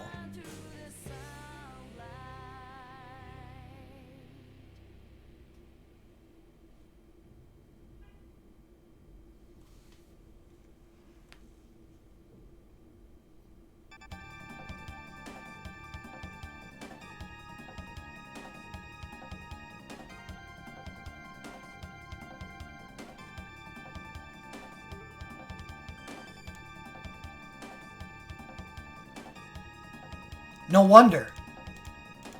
So I felt like a same row quick cast proc was pretty powerful on an Awakening. It's because you need Final Fantasy III heroes in the team. But that's crazy good.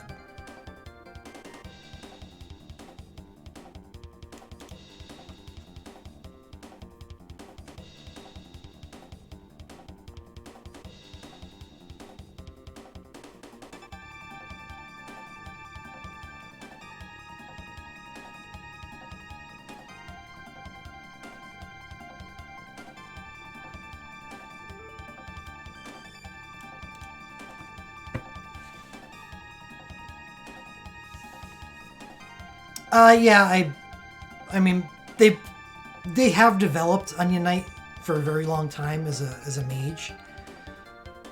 So he's gonna naturally have more stuff that makes him a better mage than a physical character. And plus, Onion Knight's 2 LM2s. One is Black Magic, which is 6 elements.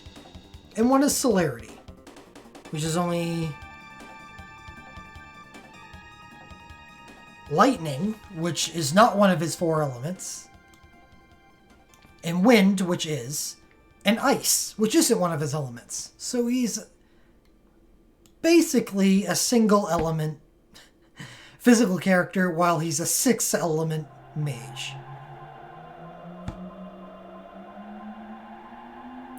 Great. If Onion Knight had access to 6-star ninja, that would be different. Because then he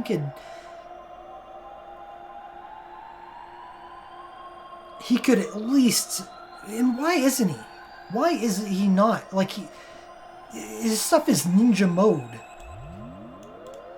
Ninja Awakening. Does he ever get 6?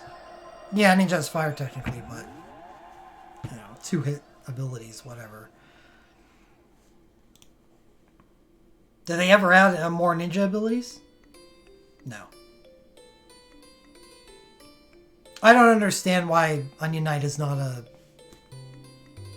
able to use 6-star ninja and why he doesn't have like ninja dual cast or something. It doesn't make any sense.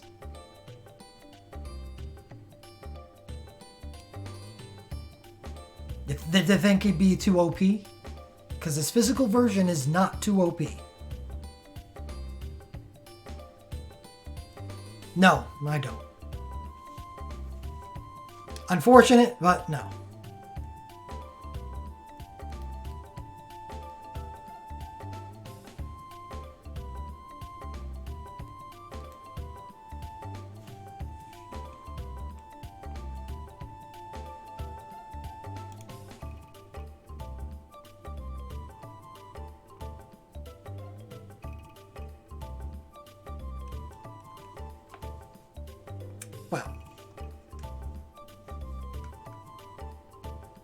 Well, Chrono Trigger is so much better, but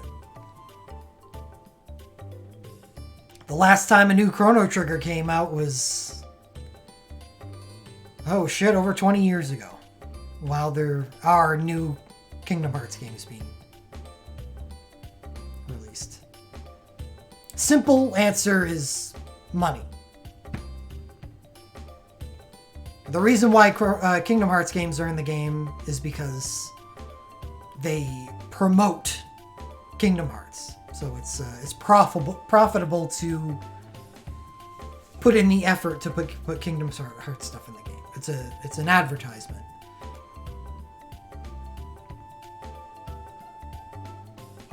Right.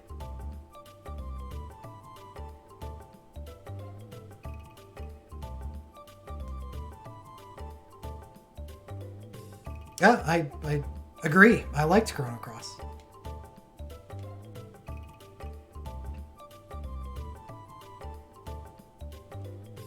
It was a very weird game.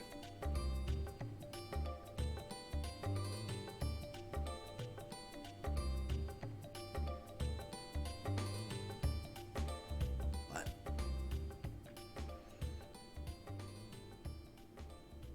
I'm a Xenogears lover too. So I'm definitely okay with weird. And that game was really weird. A hot, steaming mess of weird. Also awesome.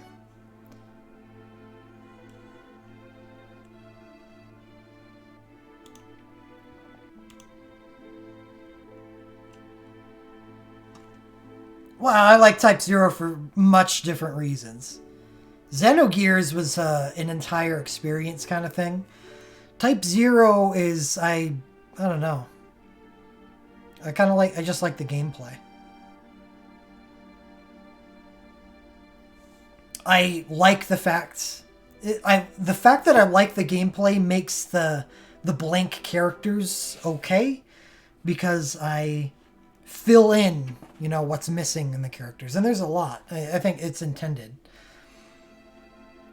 When you got such a large cast of characters, there's going to be a lot of... You've got to do a lot of the heavy lifting when it comes to developing those characters inside your head.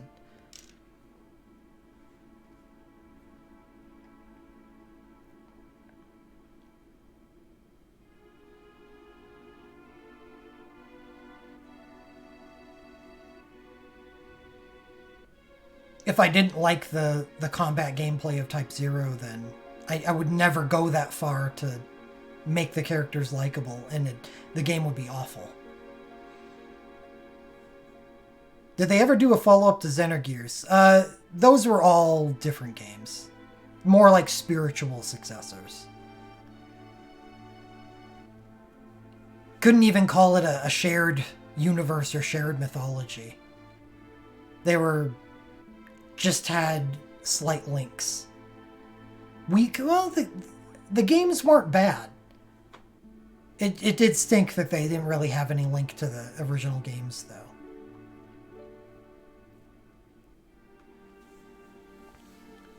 Chrono Cross may have not had much to do with Trigger, but it was definitely... whether people want to admit it or not, it was definitely a sequel.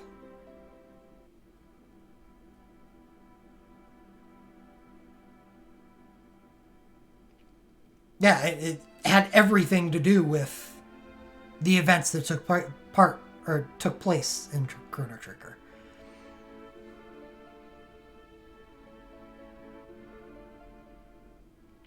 Limit breaks, it's just a new bar. You know, you have a soul break bar, you got a limit break bar too. And you use that bar to use limit breaks. The only limit breaks in the game right now are basically arcane replacements.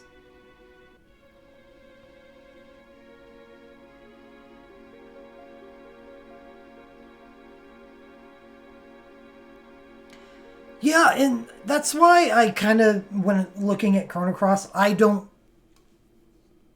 register it as being a sequel. It's just got some, you know, apocrypha going on. But the game, and it has a tonal shift. I try to just treat it as a separate game.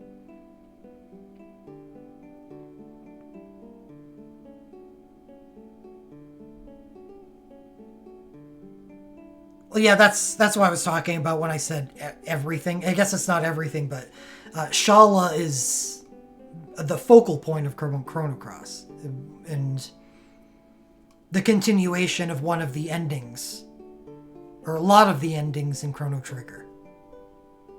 It is not an entirely different game. You had to have not played Chrono Cross if you think it is an entirely different game. Shala is pretty much the main figure in it. And what happened to her in Chrono Cross. That is the definition of a sequel. Whether you want to admit it or not.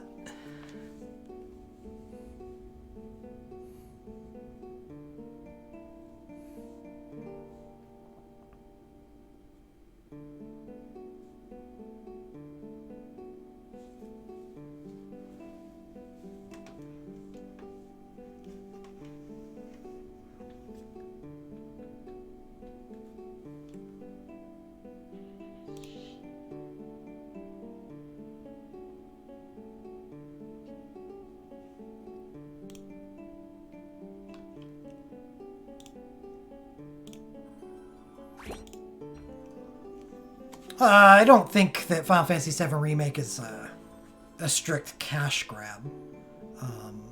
They've been being hounded by the fan base for a very long time. Ever since they probably hate the fact that they released that tech demo on Final Fantasy III on the PlayStation 3 for the Final Fantasy VII. Because once they released that, people are like, why aren't you doing this? And they didn't want to do it. But the fan base is rabid, and they demanded it. And that's why we've got it.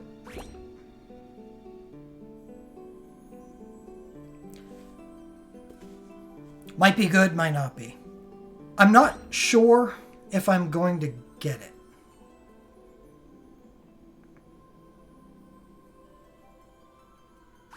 We'll see. Speaking of Shala,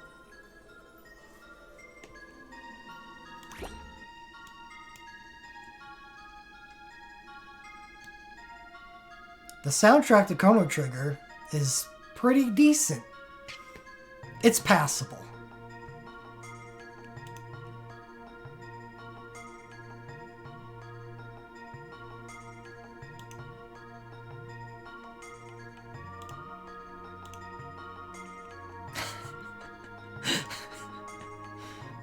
It's only one of the best collection of tracks in the entire gaming universe. It's alright.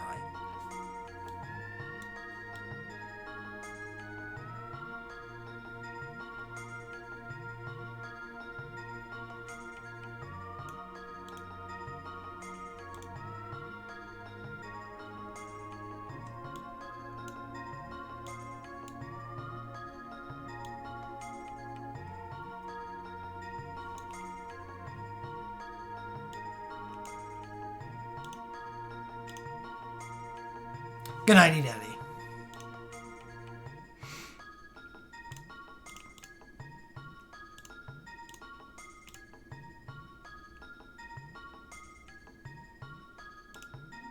Well, yeah, that's kind of where I'm coming from. I don't like pre-ordering games, as I hate the idea of pre-ordering. I think the fact that people pre-order games is one of the reasons why games ship in incomplete states, because companies know that people are going to pay for them anyway. So there's that, and the fact that I'm unsure of how the game's even going to be, because it's such a unknown quantity. So I want to wait for, actual information to be released on it first, rather than just promotional material. And I don't know what kind of stuff they're gonna hide behind the multiple chapter thing.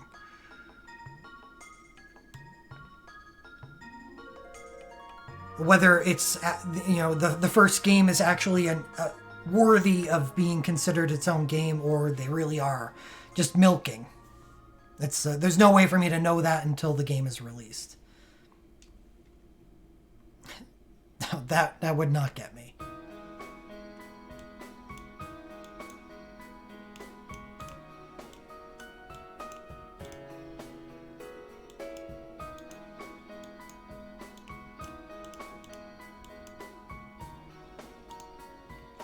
So while I will most certainly eventually get the game, I will absolutely not pre-order it. It's, they're actually not even providing that much incentive to pre-order, because the pre-order bonuses for that game are actually pretty awful, which is kind of nice of them. Hiding really nice exclusives behind pre-orders is pretty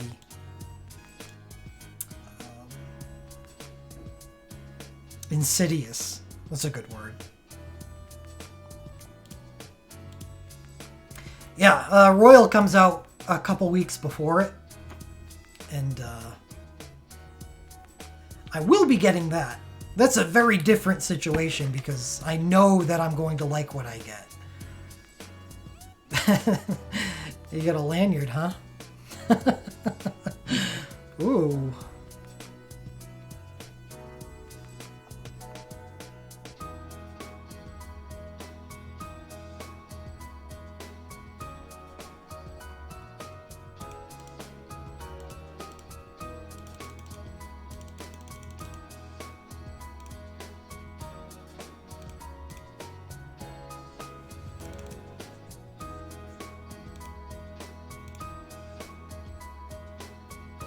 Yeah, because I haven't disabled the sound, the music in game. I don't want the background music of the game being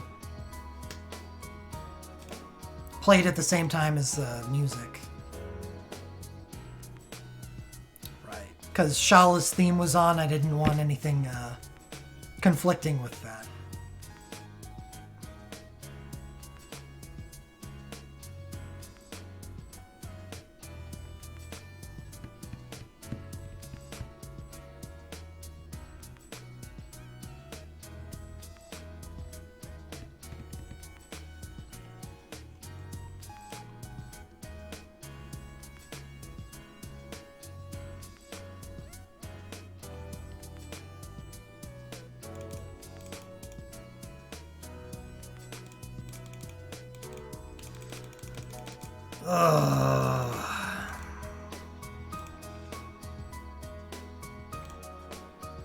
Well,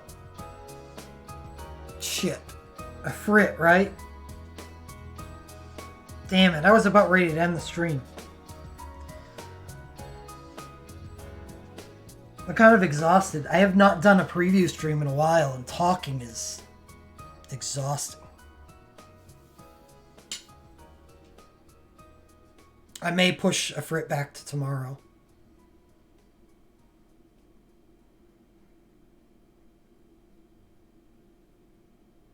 Yeah.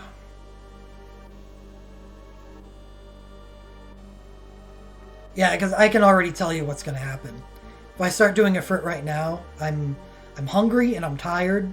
I'm just going to be grouchy. I'm going to be grouchy and shitty at playing the game. I don't want to stream that and you don't... Okay, maybe you want to watch it. But screw you.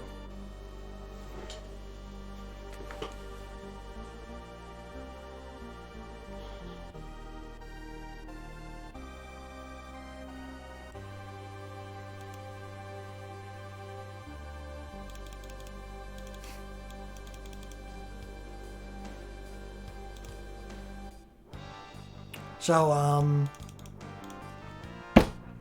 I'll find time to stream tomorrow. Can't guarantee that it's going to be at my normal like stream time and event time. Actually, it most certainly isn't. It's probably going to be earlier in the day. Because I do have to work tomorrow. But I'll find time. So. Have a good night. And I'll see you tomorrow.